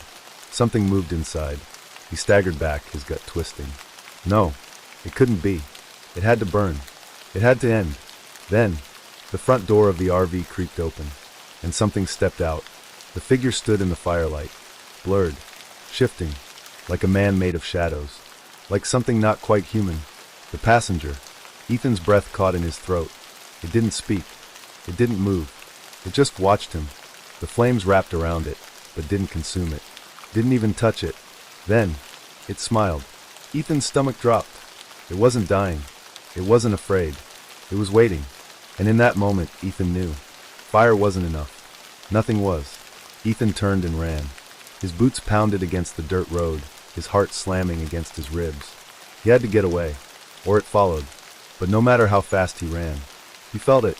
The weight of its gaze. The presence at his back. It wasn't chasing him. It didn't have to. Ethan clenched his teeth, shoving the thought down. No. No, no, no.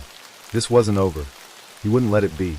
He sprinted to his truck, throwing the door open, hands shaking as he jammed the key into the ignition. Click. The seatbelt locked in place. Ethan froze. His fingers trembled as they gripped the buckle. It wouldn't unfasten. His breath hitched. No, not again. The truck engine rumbled to life on its own. The headlights flickered. Ethan's pulse spiked. His hands shook as he looked in the rearview mirror and saw it sitting beside him. The passenger, smiling, waiting. It had never left. Ethan screamed. He fought against the seatbelt, pulling, jerking, twisting. Nothing. It was too tight, too strong. The truck started rolling forward, down the empty road. No hands on the wheel. No control. The passenger turned its head slowly and whispered in his ear, "Drive." And just like that, the truck vanished into the night. Weeks later, the wreckage of the RV was found deep in the woods. Burned. Hollow. Empty. No signs of life. No records of Ethan. No missing person report filed. It was like he never existed. The only thing they found was an old, rusted seatbelt, locked into place. 1 year later, a man named Kyle walked into a used car dealership.